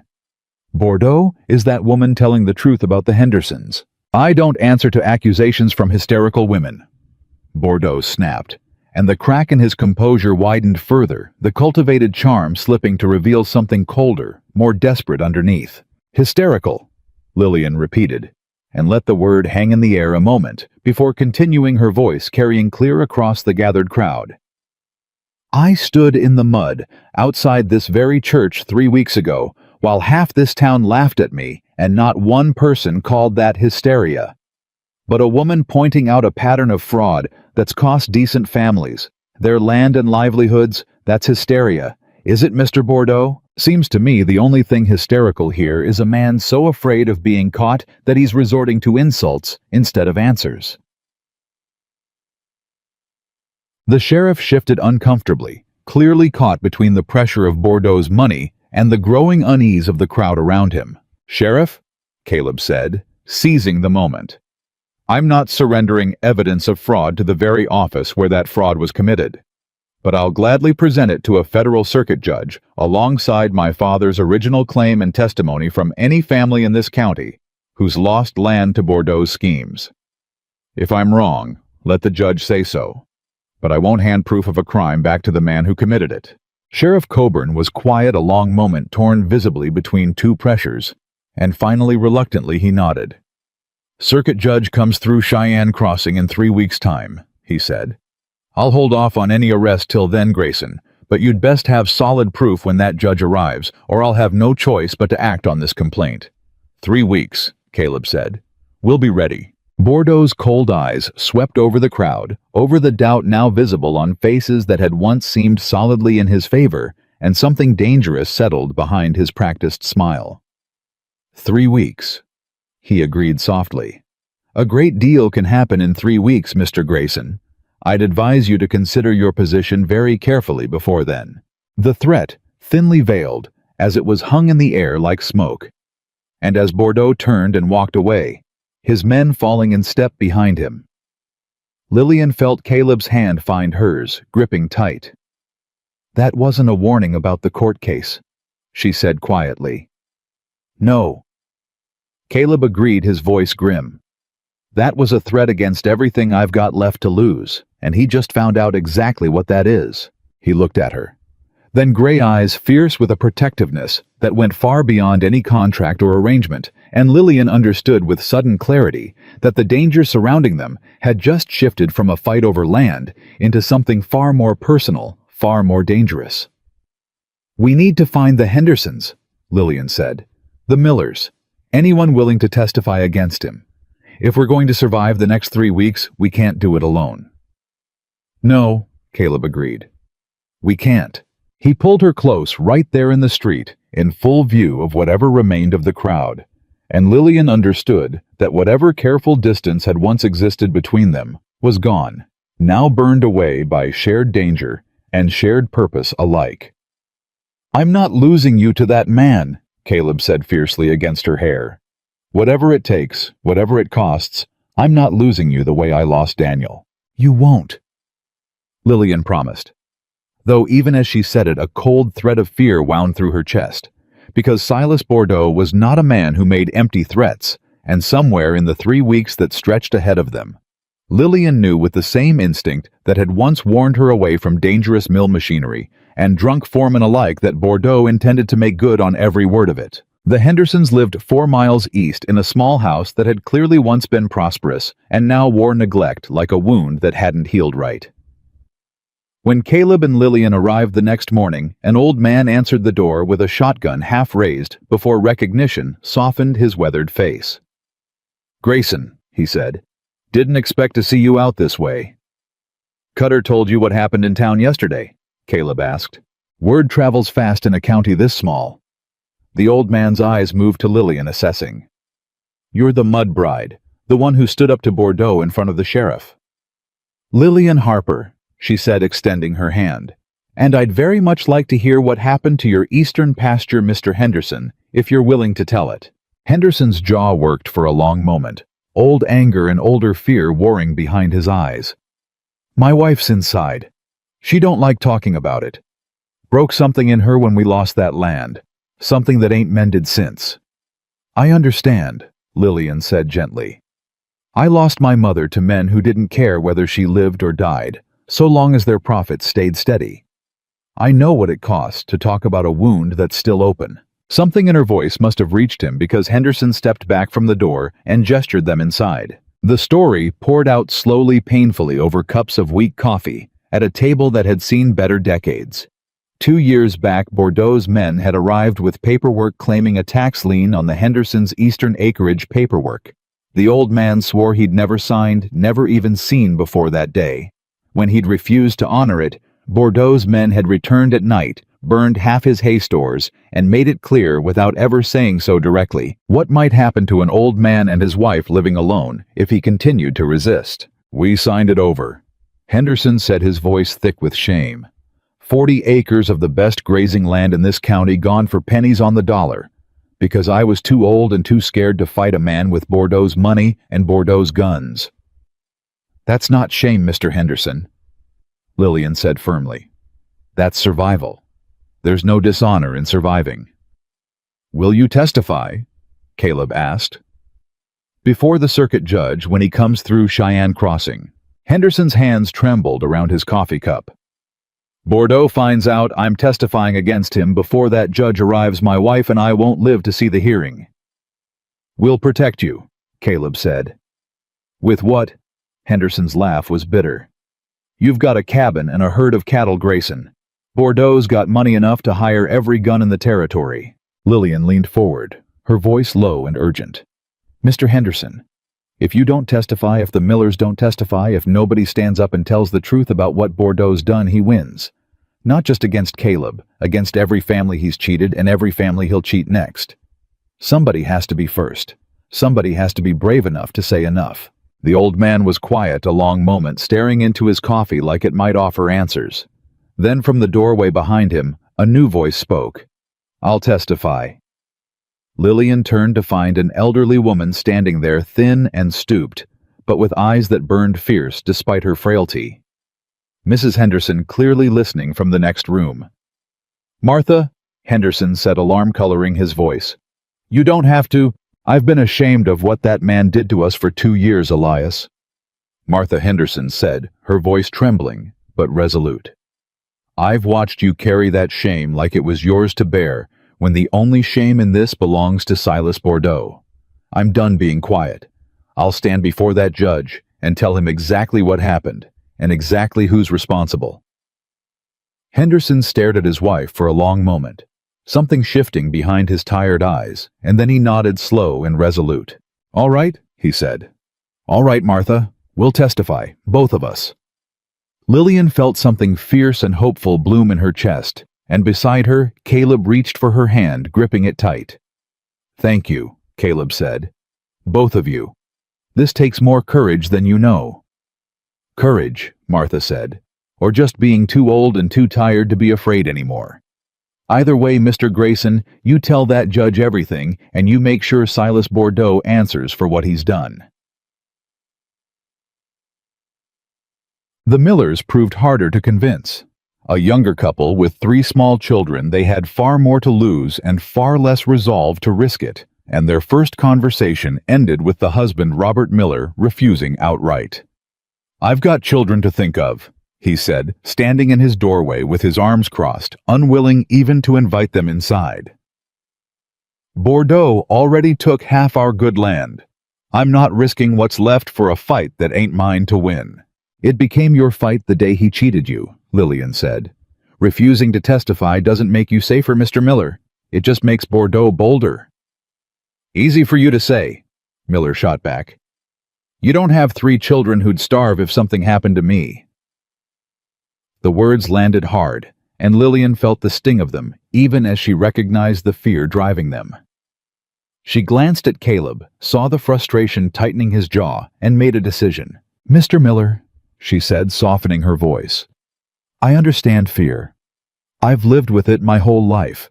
Fear of starving, fear of being thrown away, fear of men with more power than conscience. I'm not asking you to be fearless. I'm asking you to imagine what happens to your children's future and every other family's children in this county if men like Bordeaux learn that fear always wins, that nobody will ever stand up to them no matter what they take." Miller's composure cracked just slightly, and his wife appeared behind him in the doorway, her face pale, but her eyes steady. "Robert," she said quietly, "the Mudbride's right. We can't keep living scared forever. Sooner or later, he'll take everything piece by piece, and we'll have spent all that fear for nothing." Miller looked between his wife and Lillian, and something in his resolve finally broke. "I need time to think," he said. "That's all I can promise right now." "That's more than we had an hour ago," Caleb said. "Thank you for hearing us out." They left the Miller homestead with cautious hope, and as they rode back toward the cabin, Lillian found herself turning over everything they'd learned, every piece of the puzzle Bordeaux had constructed across the county. "We still need to find Sarah Cole," she said, "the widow who vanished from the county records." "If she's even still alive," Caleb said grimly. "We have to try," Lillian insisted. "If Bordeaux did something worse to her than fraud, that changes everything. That's not land theft anymore. That's murder." Caleb's hands tightened on the reins. "You think he's capable of that? I think a man who forges documents, burns hay stores, and sends armed men to threaten women in storms is capable of far worse than we've imagined," Lillian said. "I think we need to find out exactly how far Silas Bordeaux is willing to go before that circuit judge arrives." "Der, They found Sarah Cole's abandoned property 2 days later, a small cabin near the river choked with weeds and neglect clearly untouched in months. Inside, they found signs of a hasty departure, clothing left behind, dishes still in the wash basin, a child's rag doll forgotten in the corner of a small bedroom. "She had a child," Lillian said softly, picking up the doll with careful hands. "Nobody mentioned that. Because nobody in town wanted to think too hard about what happened to a widow and her child," Caleb said grimly. "Easier to assume she moved on than to ask uncomfortable questions about a powerful man's business." They searched the property for clues, finding little beyond the evidence of abandonment, until Lillian discovered a torn scrap of paper wedged behind a loose floorboard near the hearth, a hiding place clearly deliberate and desperate. "Caleb!" she called, and something in her voice brought him instantly to her side. "Look at this." The paper was a fragment of a letter, water-stained and torn, but the words still legible enough to send a chill through both of them. "If anything happens to me, know that Bordeaux threatened to take my son unless I signed. I'm running before he can make good on it. If you're reading this, I'm sorry I couldn't stay and fight. Please, whoever finds this, don't let him do this to anyone else." "She's alive," Lillian breathed. "Or she was when she wrote this. She ran Caleb. She got away." "But where?" Caleb's face was grim. "And how do we find a woman who spent months hiding from a man with Bordeaux's resources?" Lillian was quiet a moment, thinking hard, drawing on instincts sharpened by years of navigating danger in Boston's worst corners. "Railroad," she said finally. "If she was running with a child, she wouldn't risk the open road. She'd have taken the railroad north toward Cheyenne Crossing, where there's enough people to disappear into. It's also where the circuit judge holds his hearings." "You think she's still there?" "I think if she's smart, and everything about that letter tells me she's smart, she stayed close enough to testify, if the chance ever came, without staying close enough for Bordeaux to find her first," Lillian said. "We should ask around when we go for the hearing, discreetly." Caleb studied her with something like awe. "You've got a mind for this kind of thing." "I've got a mind for survival," Lillian said. "Sarah Cole and I aren't so different when it comes down to it. Just women who learned the hard way that surviving means thinking 2 steps ahead of the men trying to destroy us." That night, back at the cabin, exhaustion and grief from the day's discoveries settled heavy over both of them. Lillian sat by the fire, the child's rag doll still clutched in her hands, unable to shake the image of a mother running through the night with nothing but fear and a sleeping child to guide her. "You're thinking about Sarah Cole," Caleb said, settling into the chair beside her. "I'm thinking about every woman Bordeaux's ever threatened," Lillian said. "How many of us have to run or hide or swallow our fear and sign away everything we've got before someone finally stops him?" Caleb reached over and took her hand, his thumb tracing gentle circles against her knuckles. "You're not going to have to run, Lillian. I promise you that." "You can't promise that," Lillian said, though she didn't pull her hand away. "Bordeaux's already threatened me once. He'll do it again, especially now that we're building a case against him." "Then I'll be standing between you and every threat he sends," Caleb said fiercely. "I already lost Daniel to this man's cruelty. I'm not losing you too." Lillian turned to face him, fully searching his gray eyes in the firelight.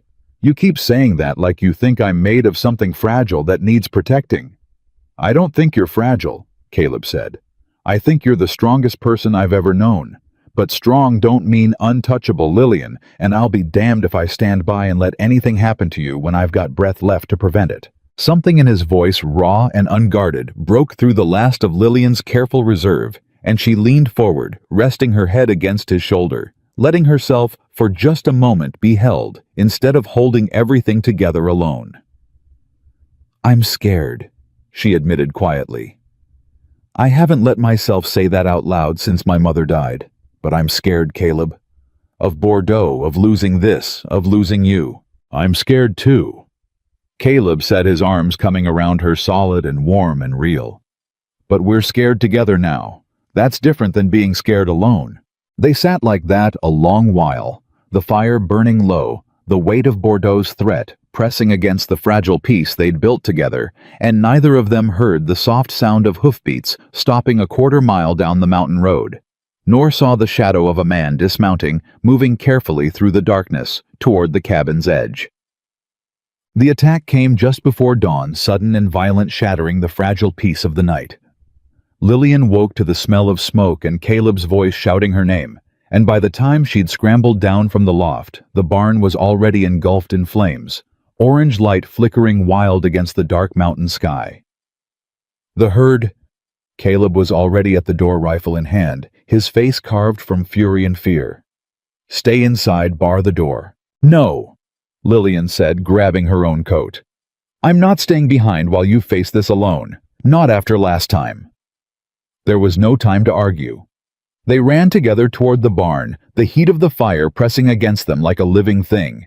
And through the chaos, Lillian caught sight of shadows moving at the tree line, men on horseback watching, waiting, the flickering firelight catching the barrel of a rifle raised and aimed.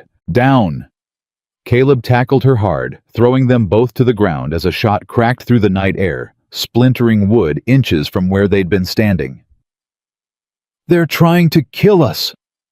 Lillian gasped, adrenaline and terror screaming through her veins. "They're trying to scare us!" Caleb corrected grimly, pulling her behind the water trough for cover. "Bordeaux wants us alive to sign away the land. Dead men don't sign contracts." Another shot rang out, closer this time, and Caleb returned fire toward the tree line, his movements precise and controlled, despite the chaos surrounding them. "The horses," Lillian said suddenly. "Caleb, they're trying to burn the barn to force the herd into panic, drive them toward the ravine again." "I know," Caleb said grimly. "It's exactly what happened 4 years ago with Daniel.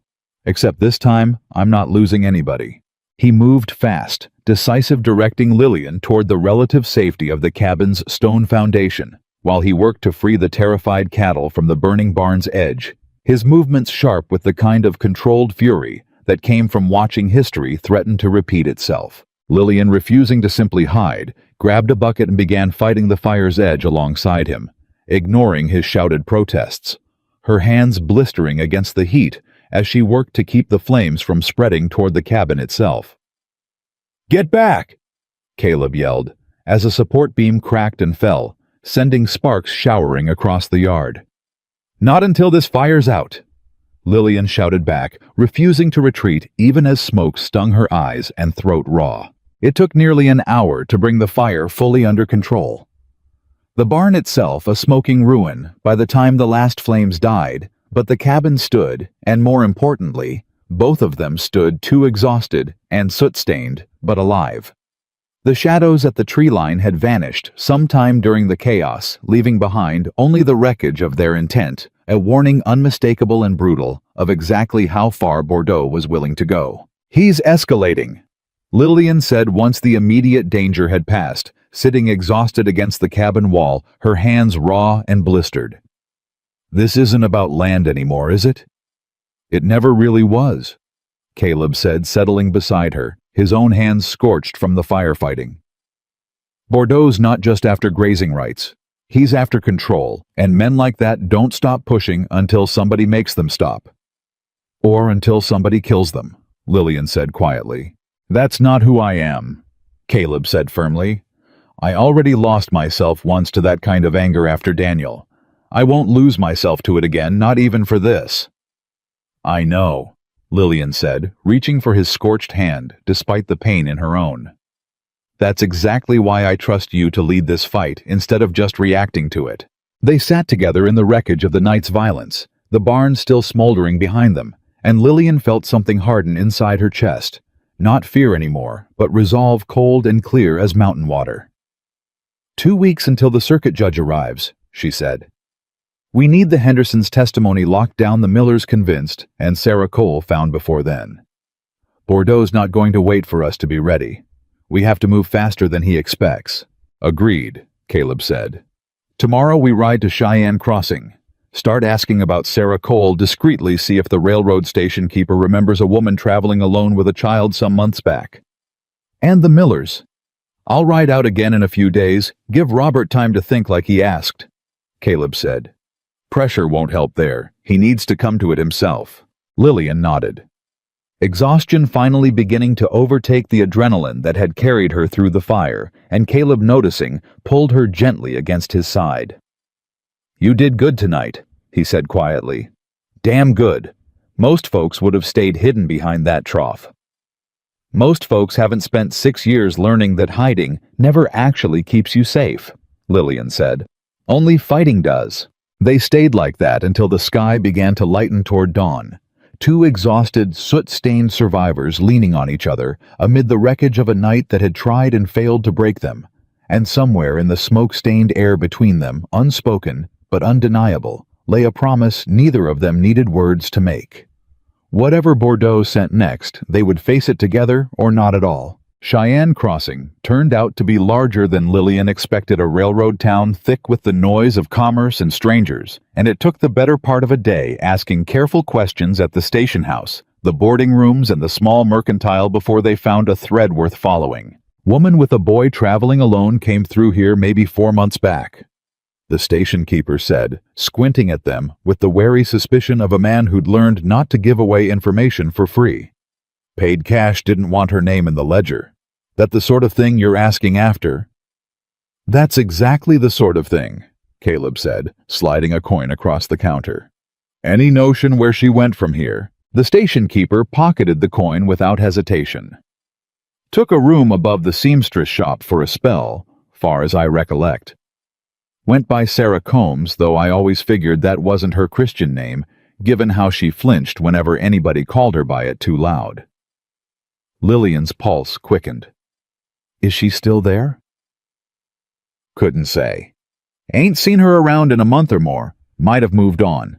They found the seamstress shop within the hour, a narrow storefront tucked between a saddlery and a boarding house, and the woman who ran it, a stout, no-nonsense widow named Mrs. Abernathy, eyed them both with open suspicion the moment Sarah Cole's name came up. Don't know anybody by that name, she said flatly, arms crossed. She went by Combs here, Lillian said gently. We're not here to hurt her, Mrs. Abernathy. We're here because a man named Silas Bordeaux threatened her son, and stole her land through forged paperwork, the same man who's now trying to destroy Caleb Grayson's family, too. We need her testimony to stop him before he hurts anyone else. Something shifted in Mrs. Abernathy's stance at the mention of Bordeaux's name, a flicker of recognition of old anger. That man's name, she said slowly, has come up before in this shop. She's still here, Caleb said, not quite a question. Mrs. Abernathy studied them both a long moment, weighing something behind her sharp eyes, before finally sighing and stepping back from the doorway. She's out back tending the garden with her boy. But you tread careful with her, you hear. That woman's been through enough without strangers stirring up old fear. They found Sarah Cole kneeling in a small garden plot behind the shop, a boy of maybe 6 years old crouched beside her, both of them absorbed in the simple work of pulling weeds. She looked up as they approached, and Lillian watched fear flash raw and immediate across the young woman's face, before she scrambled to pull her son behind her, putting her own body between him and the strangers in her yard. Whoever sent you, Sarah said, her voice shaking but fierce. You can tell Bordeaux I've got nothing left to give him. He already took everything. Nobody sent us, Lillian said quickly, holding up both hands, palms open. My name is Lillian Harper. This is Caleb Grayson. Bordeaux's trying to steal his land the same way he stole yours. And we found your letter, Mrs. Cole, the one hidden behind the floorboard. Sarah's face went pale. You went through my home. We were trying to find you, Caleb said gently. To help. There's a circuit judge coming through this town in 2 weeks, and we're building a case against Bordeaux, with testimony from every family he's cheated. Yours could be the piece that finally brings him down. Sarah's arms tightened around her son, her whole body trembling now. You don't understand what he's capable of. He threatened to take Daniel from me if I didn't sign. Said accidents happen to children who don't have fathers to protect them. Lillian's chest went tight at the coincidence of the boy's name, and she glanced at Caleb, watching some old grief flicker behind his eyes before he pushed it aside. I understand exactly what he's capable of, Caleb said quietly. He's the reason my own brother's dead. I know the fear you're carrying, Mrs. Cole. But hiding hasn't kept you safe these past months, has it? It's just kept you running." Sarah's eyes filled with tears, and slowly her grip on her son loosened. "I can't sleep some nights wondering if he's found us, wondering if the next knock on the door is going to be his men." "Testifying could end that," Lillian said. "Could end the running for good. A federal judge with proof of fraud of threats against a child of a pattern spanning years, that's not something Bordeaux can buy his way out of, no matter how much money he's got." Sarah looked down at her son, who was watching the adults with the solemn confusion of a child too young to understand danger, but old enough to sense fear in the adults around him. "If I testify," Sarah said slowly, "will he go to prison?" "If the judge sees what we've gathered, I believe so," Caleb said. "But even if he doesn't face prison, exposing the fraud publicly, forcing him to return stolen land, ending his ability to do this to anyone else, that's a victory worth fighting for." Sarah was quiet a long moment, her hand smoothing her son's hair with an absent protective gesture. "I'll testify," she finally said, "for Daniel. So he grows up in a world where men like Bordeaux don't get to win just because they're powerful." Lillian felt tears prick her own eyes at the quiet courage in the young mother's voice, and she reached out, taking Sarah's free hand in both of hers. "Thank you," she said. "You have no idea what this means. I have some idea." Sarah said, a ghost of a smile crossing her tired face. "I've dreamed of this moment for months. Dreamed of someone finally standing up to him. I just never thought it'd be a stranger who found my hiding place and came looking." They returned to the cabin 2 days later, with Sarah Cole's testimony secured riding through the mountain pass in the late afternoon heat, the weight of their growing case settling into something that finally felt like hope rather than desperation. But that hope shattered the moment they crested the final ridge and saw smoke rising thick and black from the direction of their land. "No!" Caleb spurred his horse forward, panic overriding caution, and Lillian followed close behind, her heart pounding with dread. They found the cabin still standing, thankfully, but the garden Lillian had worked so hard to restore lay trampled and destroyed. The fence torn down and pinned to the cabin door, with a knife, was a single sheet of paper that made Lillian's blood run cold the moment she read it. "Testify against me and everything you've built here burns next. This is your last warning, Grayson. The woman, the land, all of it. Walk away now, and I'll let you keep your life." "He knows," Lillian breathed. "He knows we found Sarah Cole." "Or he's guessing, trying to scare us before we can confirm it," Caleb said, though his voice carried little conviction. "Either way, this ends now. I'm done letting him threaten what's mine from a distance." "Caleb, wait." But Caleb was already moving toward the barn, checking on the herd with sharp, urgent efficiency, and Lillian understood watching him that something in him had shifted the careful restraint he'd shown since the fire finally beginning to crack under the weight of repeated violence. It was as they were surveying the damage to the garden, cataloging what could be salvaged, that Lillian noticed something that made her stomach drop with sudden sick understanding. "Caleb," she said slowly, kneeling beside the trampled beans. "These tracks. They're not the same as the ones from the barn fire." Caleb crouched beside her, studying the hoof prints pressed deep into the churned earth. "You're right. Different shoes. Different horses." "That means there were 2 separate visits," Lillian said, her mind racing. "The note and whoever trampled the garden. Unless—" She stopped, a horrible thought crystallizing. "Unless what?" Caleb asked. "Unless somebody local did this," Lillian said slowly. "Somebody who knew exactly when we'd be gone, exactly how long we'd be away. Bordeaux's men wouldn't need to guess at our schedule. But somebody watching us closely, somebody who knew our movements." Caleb's face went hard with sudden understanding. "Percy Adkins, the land office clerk, or somebody else in town feeding Bordeaux information," Lillian said. "Caleb, we need to be more careful about who we trust, who we talk to. If Bordeaux's got eyes on us closer than we realized, everything we're planning could already be compromised."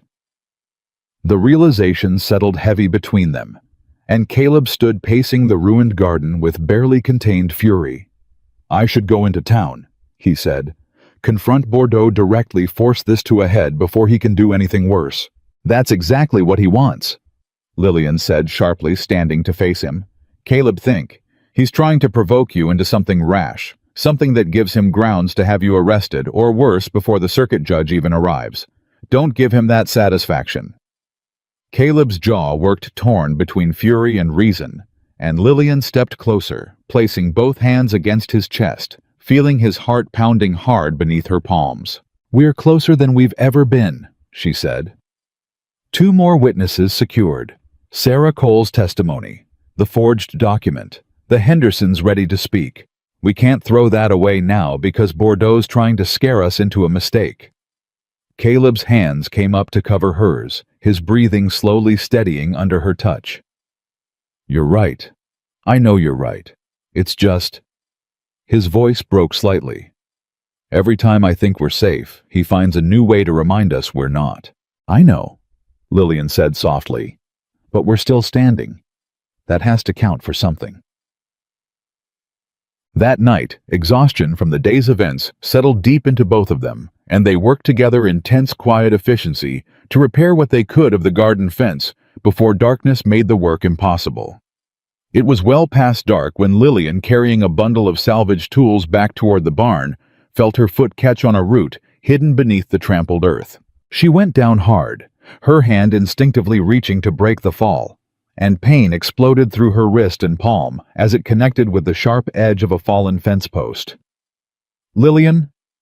Caleb was at her side in seconds, his face white with alarm in the lamplight. Let me see. Blood welled dark and steady from a deep gash across her palm, and Lillian, staring at it in the flickering light, felt the world tilt slightly with shock. It's not so bad, she said, though her voice sounded distant even to her own ears. Just needs binding. But Caleb's face, examining the wound more closely, told a different story.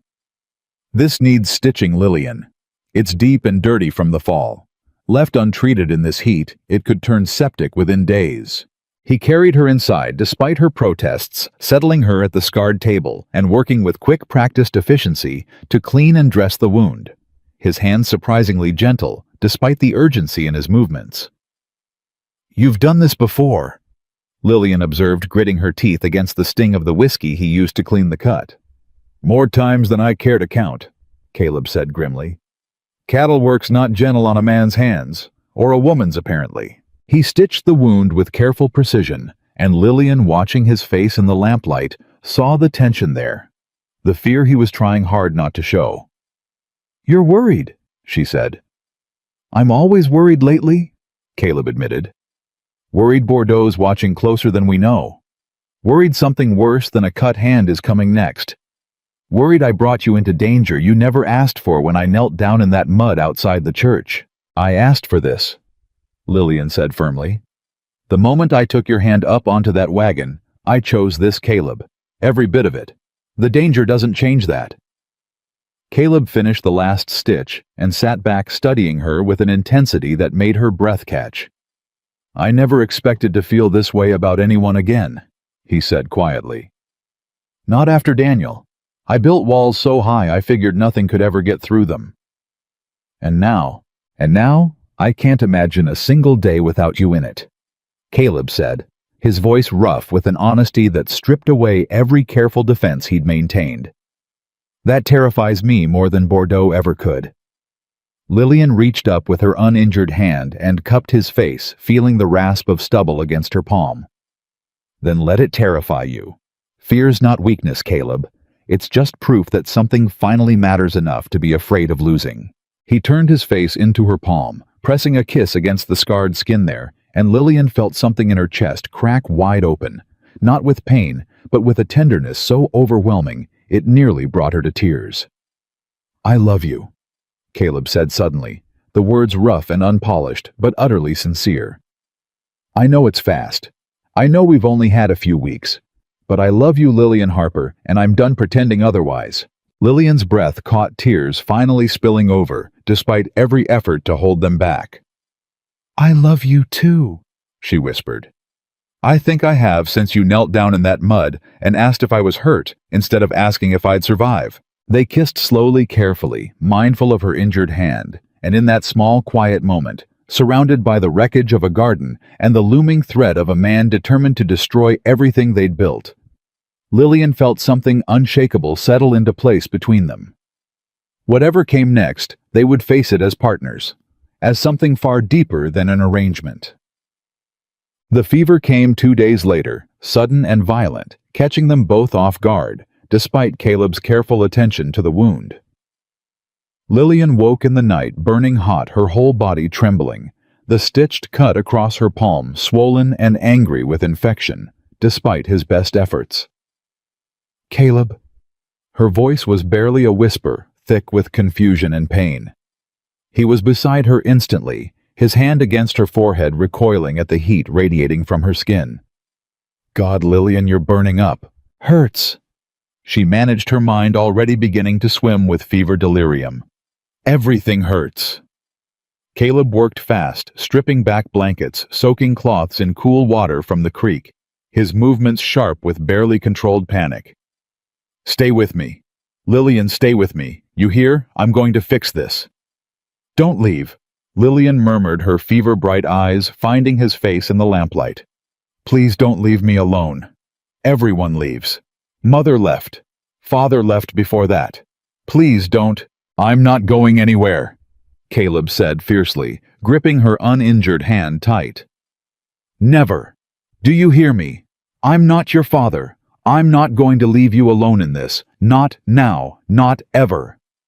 Through the fever words spilled from Lillian that she would never have spoken, clearly minded fragments of old fears, old grief, old wounds she'd carried silently for years. "If I stop working," she whispered, tears mixing with sweat on her flushed face, "I get thrown away. That's what happens. Mother taught me that. Work hard enough, be useful enough, and maybe they let you stay. Stop being useful and you're nothing. You're garbage in the mud, same as Whitfield said." Caleb's face crumpled with a grief that went beyond fear for her physical safety, understanding dawning raw and painful in his gray eyes. "Lillian, look at me." Her fever-bright eyes found his unfocused but present. "You are not useful to me," Caleb said, his voice thick with emotion.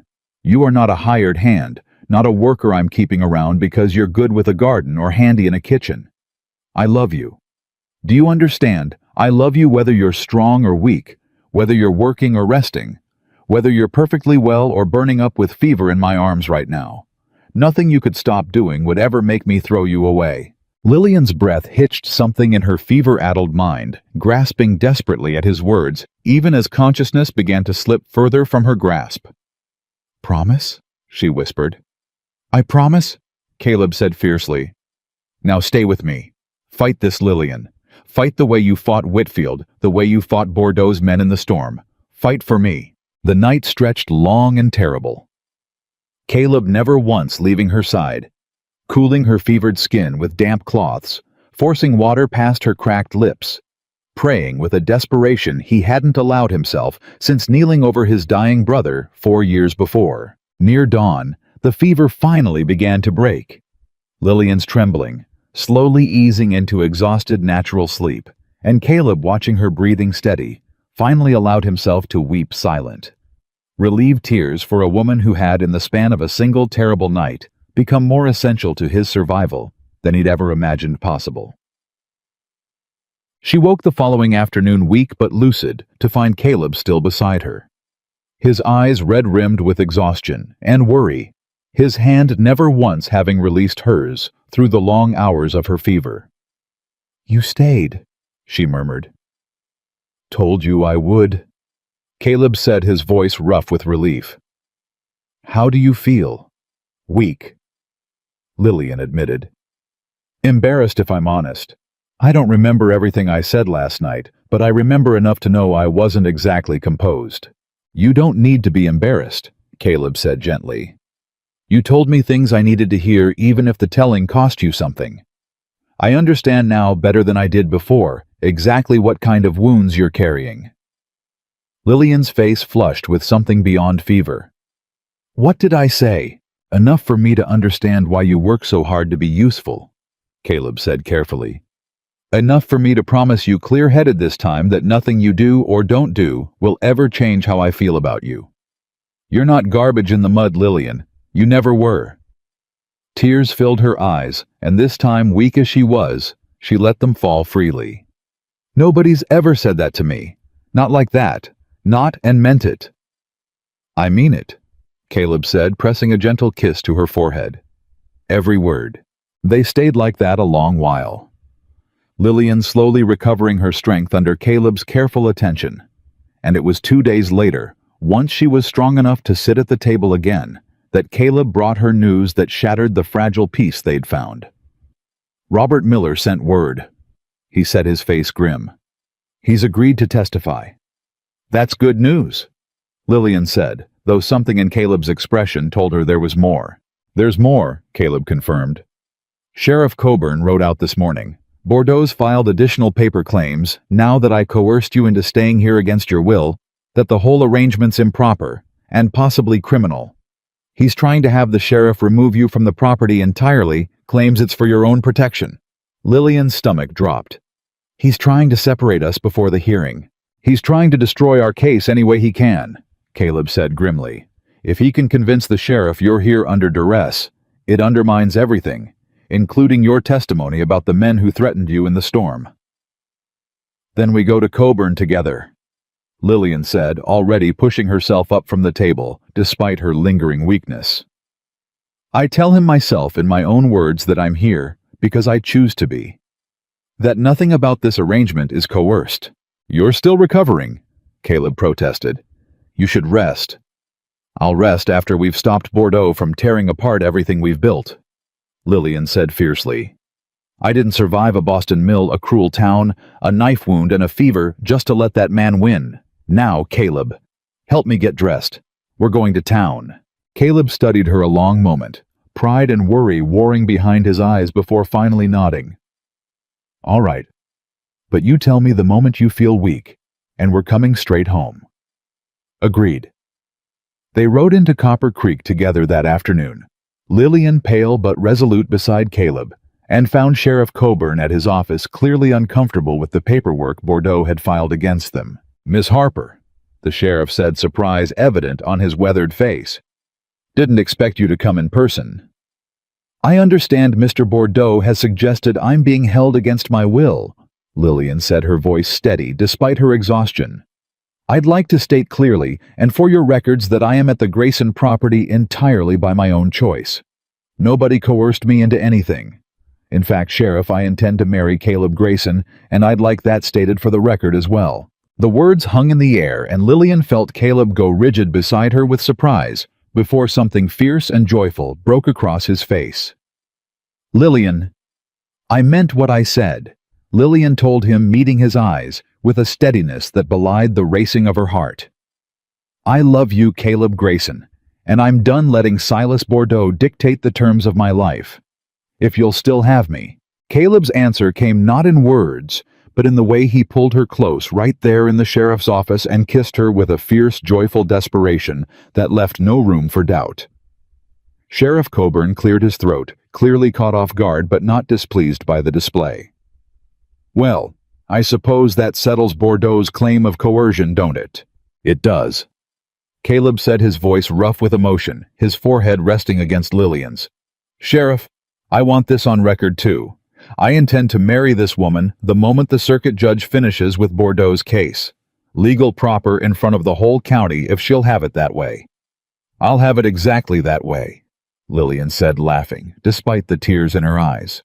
Let the whole county see exactly what happens when a good man refuses to let cruelty win. But even as joy bloomed fierce and unexpected in the sheriff's office, Lillian caught sight of a figure watching through the window.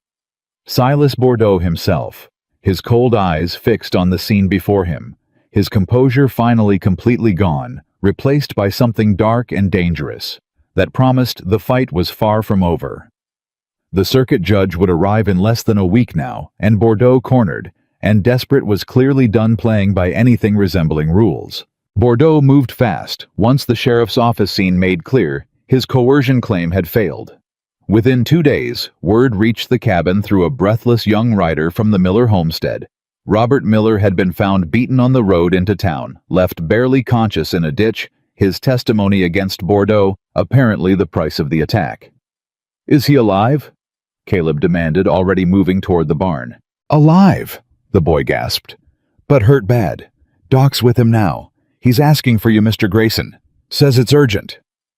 They rode hard for the Miller homestead, Lillian's stitched hand aching with the strain of gripping the reins, dread coiling tight in her stomach with every mile.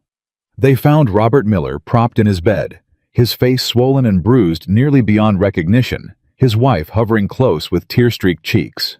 "Bordeaux's men," Robert managed through split lips. "Caught me alone on the road. Told me to withdraw my testimony, or next time it wouldn't just be me they came for. Said something about my children playing unsupervised near the river." Lillian's blood ran cold. "He threatened your children directly." "Made himself clear," Robert said grimly. "I'm sorry, Grayson. I can't testify. Not with my family's safety on the line. I hope you understand." "I understand completely," Caleb said, and Lillian heard no judgment in his voice, only grim resolve. "You've done nothing wrong, Robert. Protecting your children comes first, always." They left the Miller homestead heavier than they'd arrived, the loss of one witness, a real blow to their case. But Lillian's mind was already working through the implications with the same sharp clarity she'd learned surviving Boston's cruelest corners. "He's getting desperate," she said as they rode back toward the cabin. "Beating Robert Miller in broad daylight, threatening children directly, that's not the careful, calculated Bordeaux we met at the land office. That's a man who knows he's losing and is willing to risk everything to stop it." "Which makes him more dangerous, not less," Caleb said grimly. "Or it means he's finally showing his true face," Lillian countered. "Sheriff Coburn's not blind, Caleb. If word gets around that Bordeaux's men beat a father half to death for threatening testimony, that's not something even his money can fully bury." They reached the cabin as dusk settled purple and heavy over the mountains, and it was there, dismounting in the yard, that Lillian noticed something wrong. The cabin door standing slightly ajar, though she was certain they'd barred it that morning. "Caleb?" Her voice was low, urgent. He was already moving, rifle raised, positioning himself between Lillian and the cabin, with the same fierce protectiveness he'd shown since the night of the storm. "Stay behind me." They approached slowly, and Caleb pushed the door open with the barrel of his rifle, revealing an interior torn apart. Furniture overturned the strongbox with their evidence gone. The mattress in the loft slashed open, its contents scattered across the floor. "He's got the documents." Lillian breathed horror washing cold through her chest. "Caleb, he's got everything. The forged filing, your father's original claim." "Not everything," Caleb said, though his voice carried its own thread of panic. He moved fast to the hearth, pressing against a loose stone Lillian hadn't noticed before, revealing a small, hidden cavity behind it. He pulled out a folded oilcloth packet, breathing a ragged sigh of relief as he unwrapped it to reveal careful hand-transcribed copies of the key documents made in the quiet hours while Lillian slept off her fever. "You made copies," Lillian said, stunned. "After the barn fire," Caleb admitted. "Figured if he was willing to burn a barn, he might come after the evidence directly.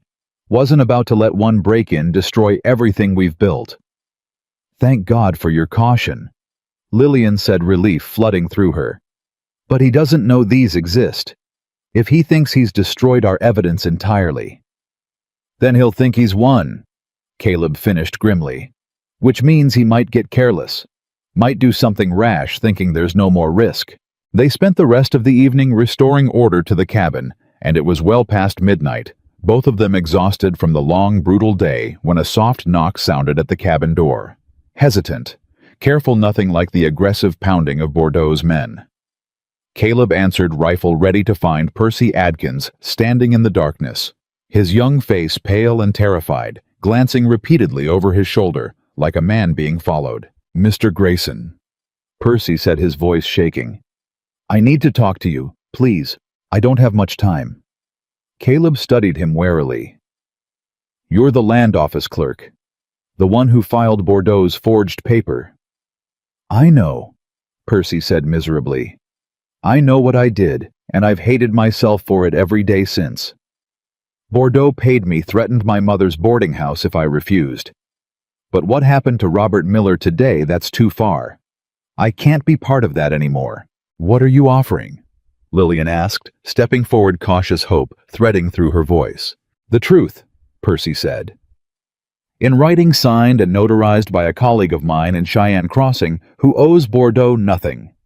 I'll testify that Bordeaux paid me to notarize the forged claim that I've falsified records for him on at least 6 other properties across the county these past 3 years. It's everything you need to end this if you're willing to protect me from what comes after. Caleb and Lillian exchanged a look heavy with sudden fragile hope. We'll protect you, Caleb said. You have my word. Your word's worth something in this county, Percy said, managing a small, exhausted smile. More than mine ever was, I reckon. I've got the documentation with me now, proof of every falsified claim I made under Bordeaux's instruction. It's not much to make up for what I've done, but it's everything I've got. He handed over a thick bundle of papers, and Lillian, scanning them quickly in the lamplight, felt fierce, vindicated joy building in her chest. This is it, she breathed. Caleb, this is everything. Names, dates, forged signatures compared against real ones. This isn't just proof against your claim anymore. This is proof of systematic fraud across the entire county. The judge arrives in 4 days, Caleb said. Percy, are you willing to testify to all of this in person before him? Percy's hands trembled, but his voice when it came was steady with resolve. I am. Whatever it costs me. I'm done being afraid of that man. The 4 days that followed passed in a blur of careful preparation, each of them working to secure what remained fragile in their case, while watching constantly for Bordeaux's next move. Sarah Cole arrived from Cheyenne Crossing 2 days before the hearing, her young son in tow, staying discreetly at the Henderson homestead under Martha's fierce protection. The Hendersons themselves remained resolute, despite the danger their testimony locked firmly in place. And Percy Adkins, hidden away at the Grayson cabin under Caleb's watchful protection, worked tirelessly to organize the evidence of Bordeaux's systematic fraud into a case even a skeptical judge couldn't easily dismiss. But Bordeaux was not idle during those 4 days either, and on the eve of the hearing, his desperation finally boiled over into something far more dangerous than threats and forged paper. It happened as Lillian and Caleb rode into Cheyenne Crossing for the hearing. Percy and the documentation secured carefully with them the mountain road winding through a narrow pass where the rock walls rose steep on either side. Something's wrong, Lillian said suddenly, her instincts honed sharp by weeks of danger. Caleb, this is exactly the kind of place. The first shot came before she could finish the sentence, splintering the wagon seat inches from Percy's head, and chaos erupted immediately as 3 riders emerged from behind rock outcroppings on either side of the pass, rifles raised. Bordeaux's men! Caleb shouted, pulling hard on the reins, forcing the wagon into a desperate turn as another shot cracked past them. Percy, get down. They're trying to stop us before the hearing. Lillian realized her heart hammering as she grabbed the rifle Caleb had insisted she keep close since the barn fire. Caleb, if we don't reach that judge, we're reaching him, Caleb said, grim determination hardening his voice as he returned fire, forcing one rider to peel back toward cover. Whatever it takes. The wagon lurched wildly as Caleb pushed the horse into a desperate gallop, the narrow pass offering little room for maneuver, and Lillian, bracing herself against the wagon's violent movement, fired toward the pursuing riders with hands that shook but held steady enough to force them back. There, Percy shouted, pointing ahead where the pass finally began to widen. If we can reach the open ground, other travelers might see, might help. A shot found its mark before he could finish, and Percy cried out, clutching his shoulder as blood bloomed dark across his shirt. Percy! Lillian scrambled to his side, even as the wagon continued its desperate flight, pressing her hands hard against the wound. Stay with me, Percy. We're almost clear. The papers! Percy gasped, his face going pale with shock and blood loss.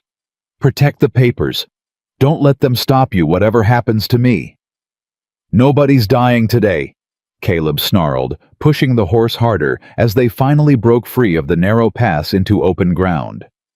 Other travelers on the road ahead turning in alarm at the sound of gunfire and the sight of their desperate flight. The pursuing riders, faced with witnesses now watching from the open road, finally peeled back, disappearing into the tree line as quickly as they'd appeared, and Caleb didn't slow the wagon until they'd reached the safety of Cheyenne Crossing's outskirts, breathless and shaking, but alive. "Doctor!" Caleb shouted to the gathering crowd, carrying Percy's weakened form from the wagon with desperate urgency. "Someone get a doctor now!" The town's small clinic received them quickly, and as a doctor worked to stabilize Percy's wound. Lillian sank against the clinic wall, her hands still trembling with adrenaline and fear, the full weight of how close they'd come to disaster finally crashing over her. "He's going to be all right," Caleb said, settling beside her, his own hands unsteady as he checked her over for injury with desperate thoroughness. "Doctor says the bullet missed anything vital. He'll heal. Bordeaux tried to kill us," Lillian said, her voice shaking. "Openly in broad daylight the day before the hearing. He's completely unraveled." "Which means we've got him exactly where we need him," Caleb said grimly. "A man who resorts to open violence the day before facing a federal judge isn't a man confident in his innocence. Sheriff Coburn's going to hear about this attack within the hour, and it won't be easy for Bordeaux to explain away." As if summoned by the words themselves, Sheriff Coburn arrived at the clinic within minutes, his face grim as he took in the scene. "Word's already spreading," he said. 3 men matching descriptions of Bordeaux's known associates were seen fleeing toward his property after gunfire was reported on the mountain pass. "I've got enough now to bring him in for questioning at minimum." "At minimum," Caleb said sharply. "Sheriff, this man's tried to murder us twice now, forged land claims across this entire county, threatened women and children, and beaten a father half to death for the crime of testifying honestly. I'd say questioning is considerably less than what's warranted." "The judge arrives tomorrow morning," Coburn said. "I'll hold Bordeaux in custody tonight on suspicion pending the hearing. That's the most I can promise without overstepping what the law allows me before proper judgment's rendered." "It's enough," Lillian said, relief finally breaking through her lingering fear. "For tonight, it's enough." The hearing itself took place the following morning in Cheyenne Crossing's small courthouse, packed beyond capacity, with townsfolk drawn by weeks of escalating rumor and violence. Judge Harrison Cole, a stern man with sharp eyes that missed nothing, presided over proceedings that stretched through the entire morning and well into the afternoon. Elias and Martha Henderson testified first, their voices trembling but resolute as they detailed the forged tax lien, the burned hay stores, the threats that had forced them to sign away their eastern pasture for a fraction of its worth. "I've carried the shame of that for 2 years, Your Honor," Elias Henderson said, his weathered voice carrying clear through the packed courtroom. "Shame that should have belonged to Silas Bordeaux all along." Sarah Cole testified next, her voice breaking, as she described Bordeaux's threat against her young son, the months spent hiding the fear that had followed her every single day since fleeing Copper Creek. "He told me accidents happen to children without fathers," she said, tears streaming freely down her face as her son sat quiet and solemn beside her. "I ran because I believed him capable of making good on that threat. Your Honor, I still believe it." Percy Adkins, his arm still bound in a sling from the previous day's shooting, gave the most damning testimony of all, methodically detailing 3 years of falsified land claims, forged signatures, and systematic fraud that Bordeaux had orchestrated across the entire county, his voice growing steadier with each revelation as the weight of guilt he'd carried finally found release in honest confession. "I falsified claims against 7 different families," Percy said. "The Hendersons, the property near the river belonging to Sarah Cole. 5 others whose names I've documented in the evidence submitted to this court. Bordeaux paid me for each forgery and threatened my mother's livelihood if I ever refused or spoke out." Bordeaux's lawyer, a sharp-featured man brought in from Denver at considerable expense, worked desperately to discredit each witness, painting Percy as a disgruntled employee seeking to escape blame, dismissing Sarah Cole's testimony as the paranoid imaginings of a grieving widow, questioning whether the Hendersons' aging memories could be trusted after so many years. But it was Caleb's testimony, delivered with the same quiet, unshakable resolve that had first drawn Lillian to him in the mud outside Copper Creek's church, that finally shifted the courtroom's mood entirely. "My father filed his original claim the year I was born," Caleb said, holding up the authentic document alongside Bordeaux's forgery for the judge's careful comparison. "I've lived on that land my entire life. I lost my brother defending it against Bordeaux's earlier attempts to seize it through intimidation. And these past 2 months, I've watched this man attempt everything from arson to attempted murder in his effort to steal what's rightfully mine." "Objection!" Bordeaux's lawyer interjected. "Speculation regarding intent." "Overruled," Judge Cole said sharply. "Mr. Grayson, continue. 2 days ago, on the road to this very hearing, Mr. Bordeaux's men opened fire on our wagon, wounding Mr. Adkins and endangering the lives of everyone present." Caleb continued. "Sheriff Coburn can confirm the men fled toward Bordeaux's property immediately after. This isn't a man defending a legitimate land claim, Your Honor. This is a man willing to kill to protect a fraud he's built over years at the expense of every family too weak or too frightened to fight back." The courtroom had gone utterly silent, and Lillian, watching from the gallery, felt fierce pride swell in her chest at the strength and clarity in Caleb's testimony.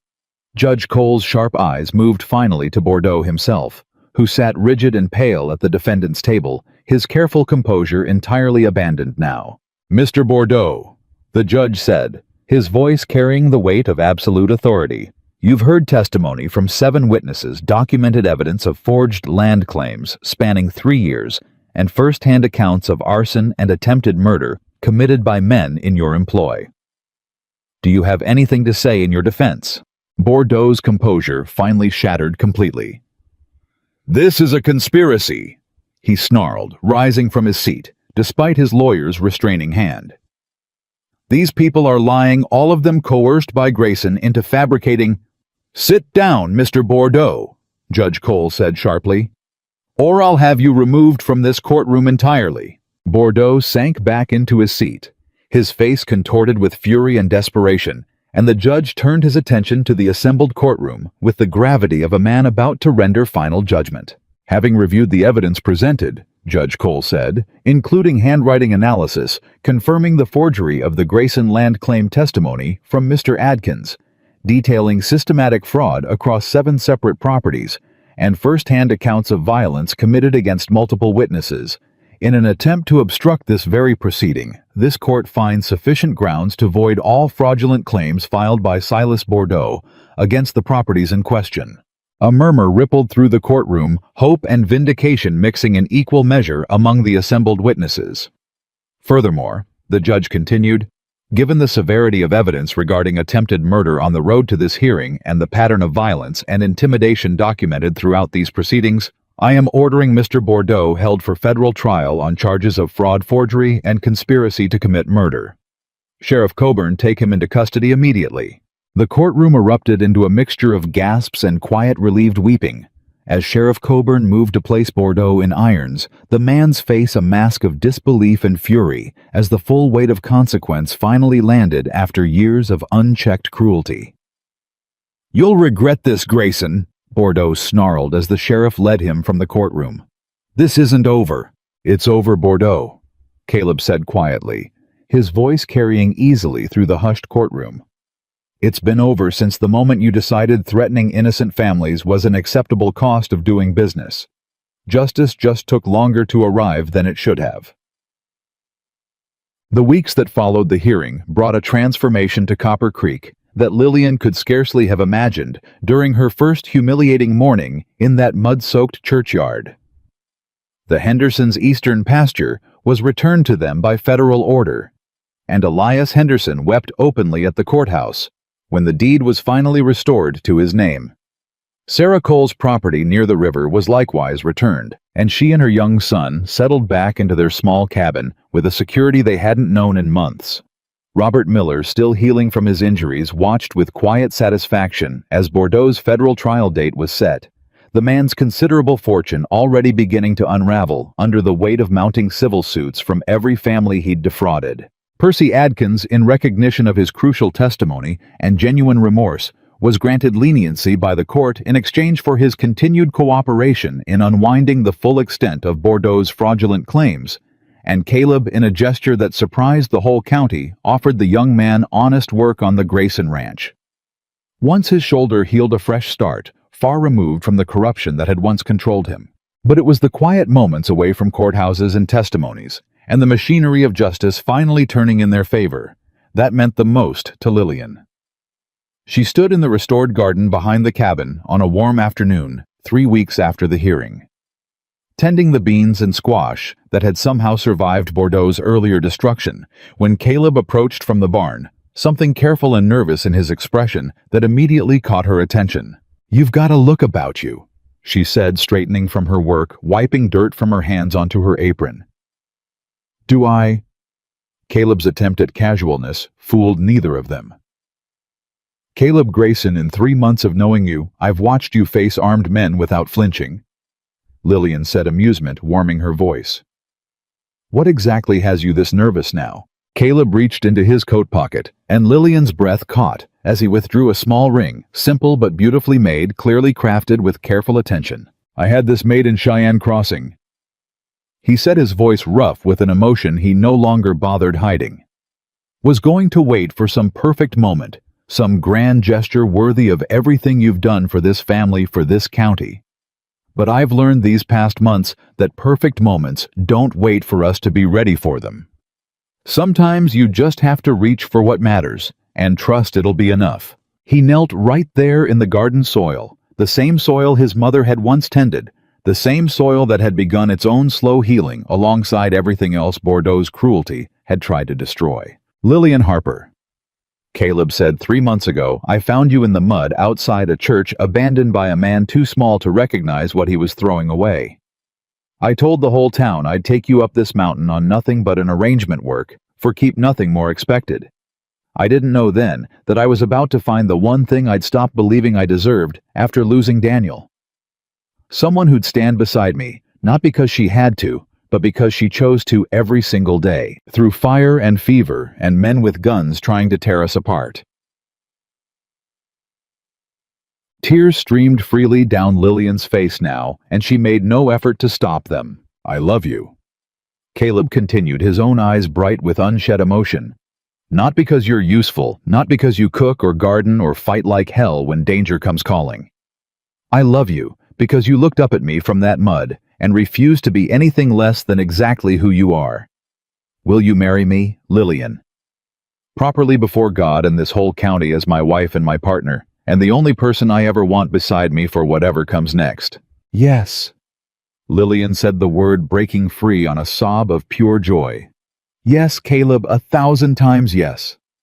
He rose and swept her into his arms, and Lillian, laughing and crying in equal measure, felt every hard year of her life. The mill, her mother's death, Whitfield's cruelty, Bordeaux's violence, finally settle into something that made sense, finally arrive at a destination worth every step of the difficult journey. They married 3 weeks later on a clear summer morning, with the whole mountain valley spread golden and green below the small church that had once witnessed Lillian's deepest humiliation. This time, when she walked toward the altar, no one laughed. No one turned away. The Hendersons sat proudly in the front pew, Martha dabbing tears throughout the entire ceremony.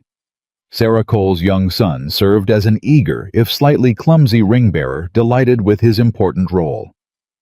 Robert Miller, fully healed now, stood with his wife and children among the packed congregation, and even Sheriff Coburn attended his presence, a quiet acknowledgement of how thoroughly the town's understanding of justice and of Caleb Grayson himself had shifted. Percy Adkins, working now as an honest hand on the Grayson Ranch, stood near the back, still shy about his welcome among people he'd once wronged, but present nonetheless, determined to be part of the community's healing. When the preacher finally pronounced them husband and wife, Caleb kissed Lillian with a tenderness that held nothing back. No careful reserve, no walls left standing between them, and the whole congregation erupted into joyful applause that seemed to shake the very mountains surrounding Copper Creek. Later, standing together in the garden behind what was now truly their home, watching the sun set, gold and rose over peaks that had once seemed distant and forbidding.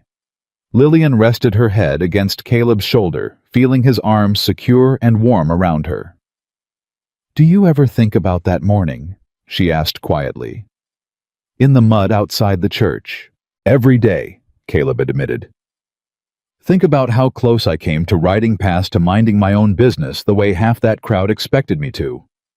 Think about how different everything might have turned out if I hadn't knelt down." "But you did," Lillian said. "You knelt down and you asked if I was hurt instead of asking if I'd survive. That question changed everything. You changed everything," Caleb corrected gently. "The moment you looked up at me and refused to be ashamed, refused to let that town's cruelty define you. I just had the good sense to recognize something extraordinary when it was standing right in front of me." Lillian smiled, watching the last light fade behind the mountains that had become against every hard lesson her life had taught her to expect. Not a prison of survival, but a home built on partnership, love, and the hard-won knowledge that some people, against all odds, were worth trusting completely. "Silas Bordeaux tried to break us," she said. "Tried to burn what we built, threatened everything we hold dear, and instead he only proved how strong that foundation really was." "That's what he never understood," Caleb said, pressing a kiss into her hair. "Men like Bordeaux measure strength in money and threats and violence. They never learn that real strength is standing beside someone through every storm, every fever, every fire, until the storm finally breaks, and all that's left standing is what truly matters." Lillian turned in his arms to face him fully, this man who had knelt in the mud for a stranger, and found in that single act of decency the beginning of everything that mattered most. "I love you, Caleb Grayson," she said. "Not because you saved me from that town, but because you taught me I never needed saving at all. I just needed someone brave enough to stand beside me while I saved myself." "Then we're the same," Caleb said softly. "Because you taught me the exact same thing." They stood together as the last light faded fully into evening. Two people who had each carried their own private griefs into a chance meeting on a muddy church step, and who had built from that unlikely beginning something neither cruelty nor corruption nor violence had ever managed to break. The mountain that had once seemed only a place of solitary survival had become at last a true and lasting home, and against every terrible thing this hard world had once taught them both to expect.